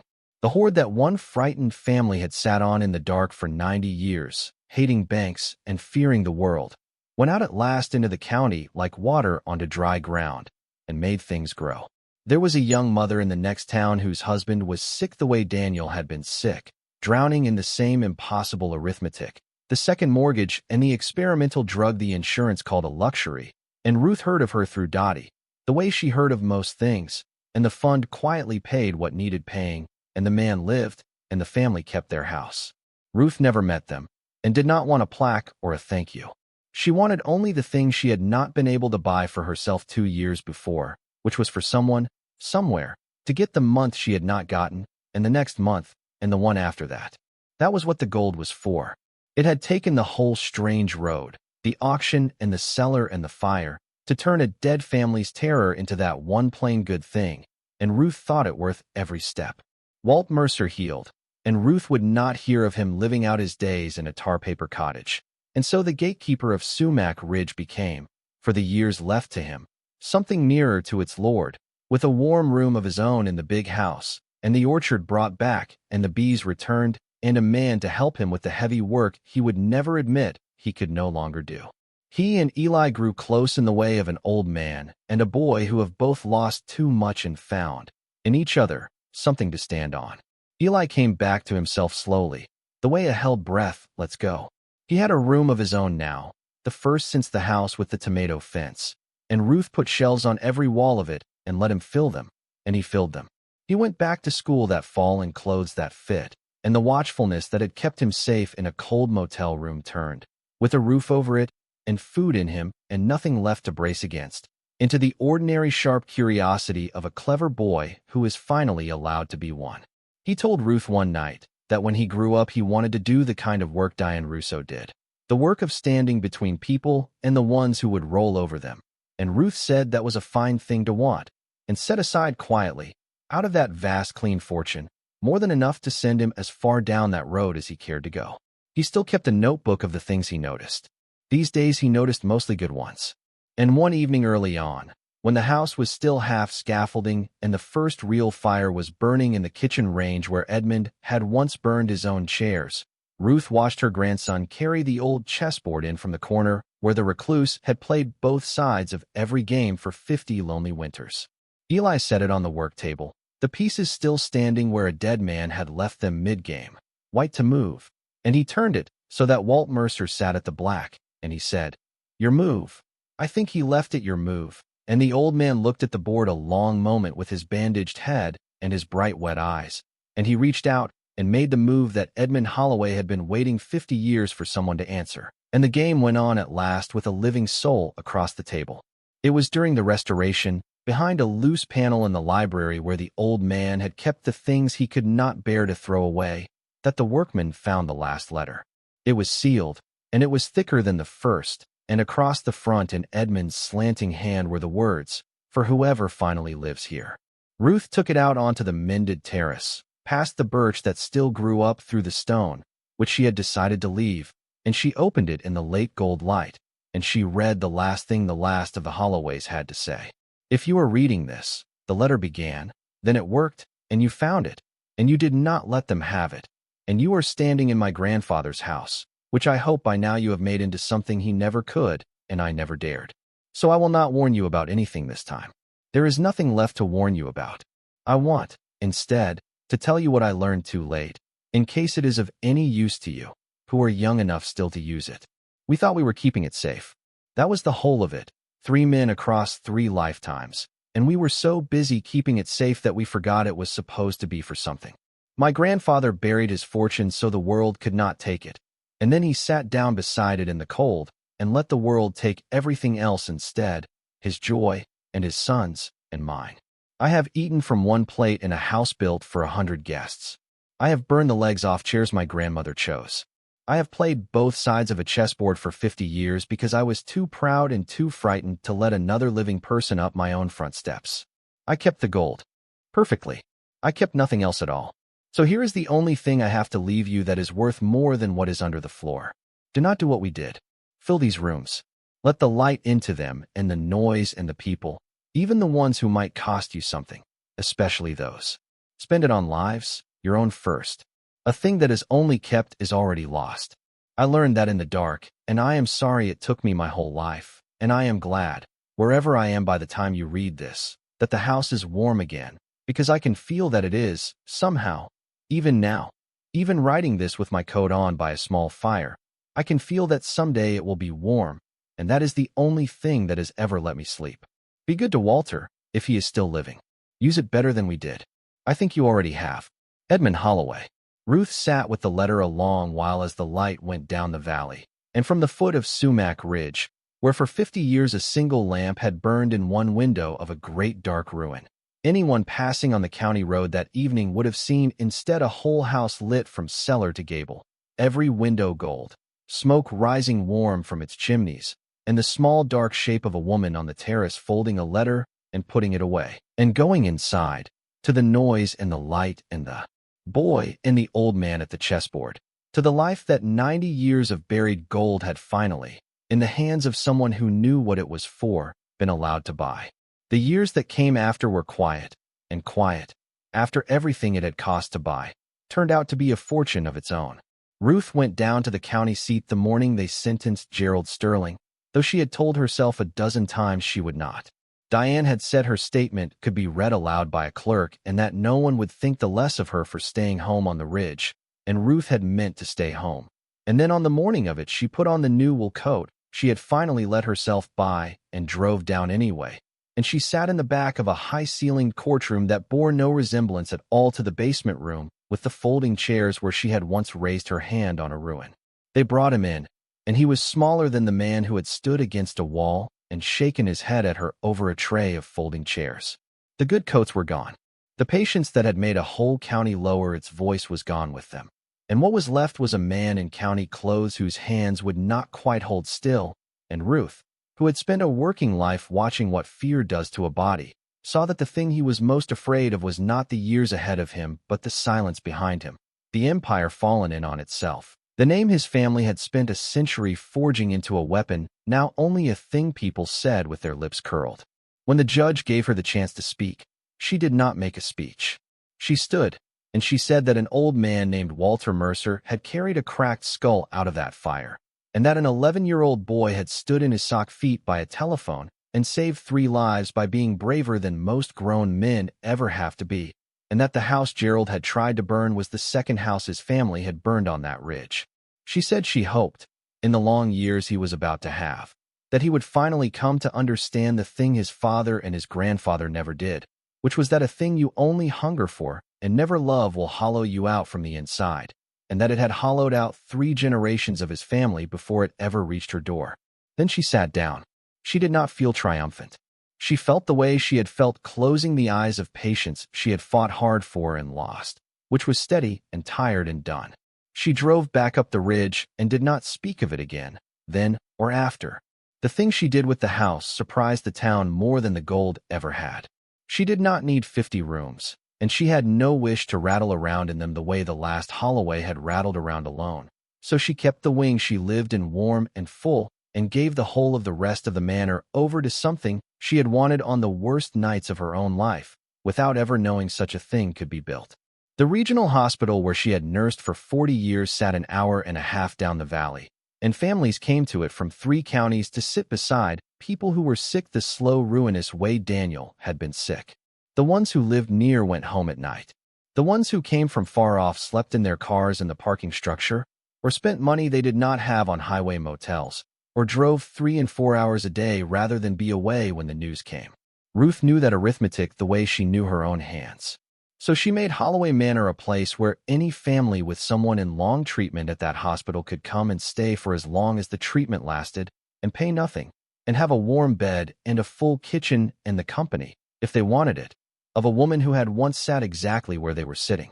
She named it for Daniel and for Carrie, a small brass plate by the door and nothing more, and she ran it herself those first years because she was a nurse to the bone and could not have stopped if she had tried, and because the work turned out to be the one thing that had ever truly held her steady. She remembered every family. There was a couple who came up from the north one January night, the husband gray and wasted from the very kind of treatment that had failed Daniel, the wife driving because his hands shook too badly to hold the wheel, the two of them frightened and ashamed in the way Ruth had been frightened and ashamed in a motel parking lot a lifetime before. She met them at the great front door with the lights spilling out behind her, and she took their coats, and she showed them up to a warm room, and she put the kettle on, and the wife sat down at the long kitchen table and came apart, quietly, because someone had simply made it easy, because for the first time in a year of catastrophe a stranger had handed them comfort and asked for nothing back. Ruth sat with her and did not say much. She had learned across 40 years that the kindest thing a person can sometimes offer is only to stay in the room and let the frightened be frightened where it is warm. That man lived. Many of them lived, and some of them did not. And for the ones who did not, the manor became the place where families had their last good weeks together in comfort and not in a parking structure. And Ruth held more hands in those rooms than she had held in all her decades on the wards, and she came to think of it as the truest work she had ever done, truer even than the saving, because it could not always save, and it never once stopped trying to be kind. Eli grew up tall and even-tempered, and the watchfulness that had kept him small and safe in a cold rented room turned slowly outward, into a way of seeing what people needed before they had the words for it. He learned the family's names as fast as Ruth did. He carried their bags up the wide stairs and sat with the children whose parents were too tired to play, and by the time he was 16, he was running the front hall on weekends, signing families in with the grave courtesy of a boy who understood exactly what the worst day of their lives felt like. He left for college, and then for law school, down the road Ruth had quietly paved for him and never once mentioned, and he came home in the summers smelling of the city and arguing about everything, which she loved. Some of those summers he spent in the office over the hardware store, where Diane Russo, who had no children of her own and had buried more of her fights than she had ever won, taught him the work of standing between ordinary people and the patient machines that meant to roll over them, and taught it hard, as though it were a debt she owed the future. One evening he sat with Ruth on the terrace and told her about a family he was helping, a small case, a landlord and an old woman and a lease. And partway through it Ruth had to turn her face to the valley, because she had heard Carrie in the cadence of his outrage and seen Daniel in the stubborn set of his jaw, and the two of them, gone so long, were suddenly so present in this tall young man they had made between them that her chest could hardly hold it. Walter Mercer lived long enough to see the whole of it, and that was the mercy Ruth had prayed for without quite admitting she was praying, because in the early days she had been half afraid the man would never let himself enjoy a single hour of it. He did, though. The orchard came back heavy under his hands, and the bees with it, and he walked the rounds of the ground he had kept for 30 years for a stranger and now kept for a friend, slower every season, leaning harder on the stick he had once only pretended to need. He taught the sick family's children to graft a branch and to stand still and unafraid near the hives, and he sat them down across the old chessboard, the one Edmund had played alone for 50 winters, and finished the game the recluse had left unmoved and started 100 more, so that the board was never again worked by a single pair of hands, and the kitchen was loud with it, the small fierce arguments of children learning how to lose. He was 85 the winter his heart began to fail in earnest. He would not hear of the hospital, the same flat refusal Edmund had given his doctors, and Ruth did not press him, because she of all the people on the earth understood the wish to finish where the windows look out on something a person loves. So she nursed him herself, in a warm room on the ground floor of the great house with the bare orchard in the glass, and she gave him, day by day, the death the Holloways had never been given, and that Daniel had been given only because she had fought the whole world for it, which was to go warm and clean and tended, and not for one single minute alone. Eli came home from his studies for the end of it, and on the last clear evening he carried the chessboard in and set it on the table beside the bed, and Walt, too weak by then to lift the pieces, lay propped on the pillows and told the boy where to move them, playing the black men one final time with a living soul beside him to set each one down. They played it slowly.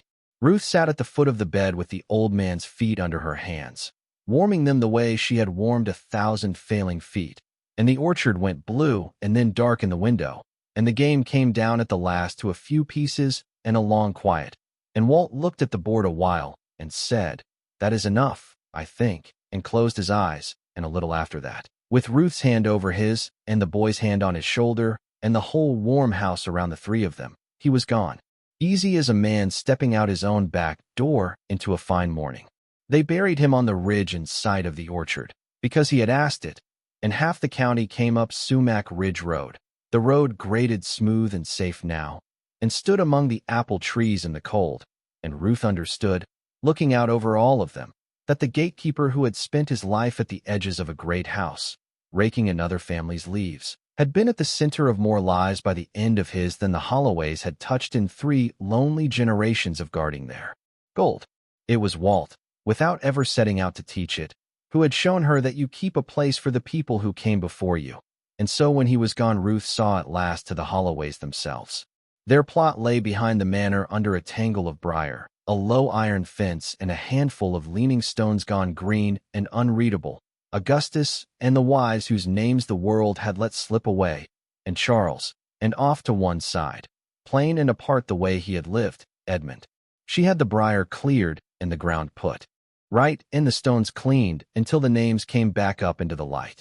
On Charles Holloway's marker, which had carried nothing but 2 dates and a silence for 50 years, she had the mason cut a single line beneath the name, after everything Nora's story had finally made true, so that it read that he had been wronged, and at the last believed.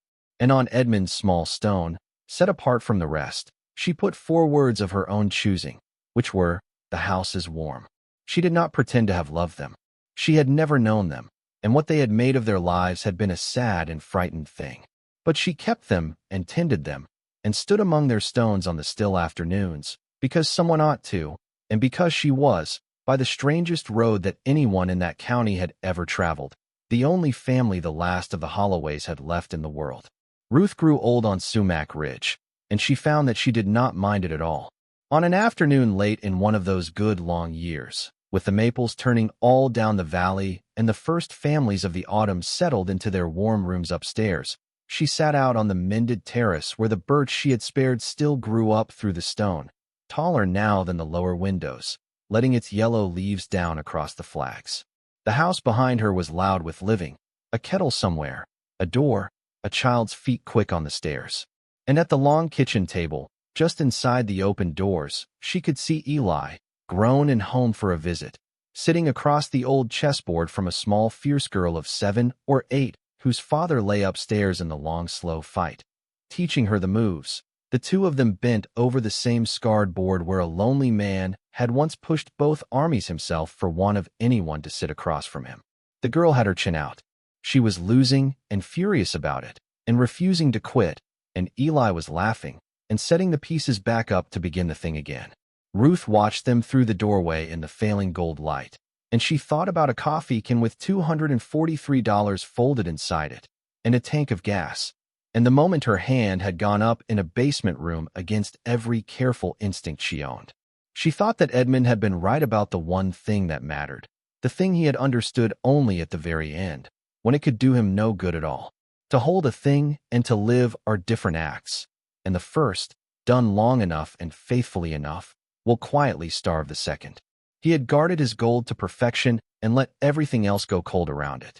She had been handed the same fortune and the same house and the same long odds, and she had done the other thing with them, the living thing. And she sat now an old woman in a full bright house on a ridge that had swallowed 3 families whole and come within a single struck match of swallowing hers. She watched a furious small girl refuse to lose a game of chess to a young man who loved her, and she thought the ridge had become, at the very last, by way of $200 and one raised hand, the thing it had never once been in 100 years of gold and fear and silence. A home. Stories like this remind us that starting over is terrifying, but it is always possible. If you or someone you love is facing a total reset right now, whether from a divorce, a loss, or a financial disaster, you need a plan. Scan the QR code on your screen or click the link below to get the Phoenix Blueprint for just $17. It gives you the exact steps you need to take in the first 48 hours and a 90-day plan to get your independence back. Thank you for watching.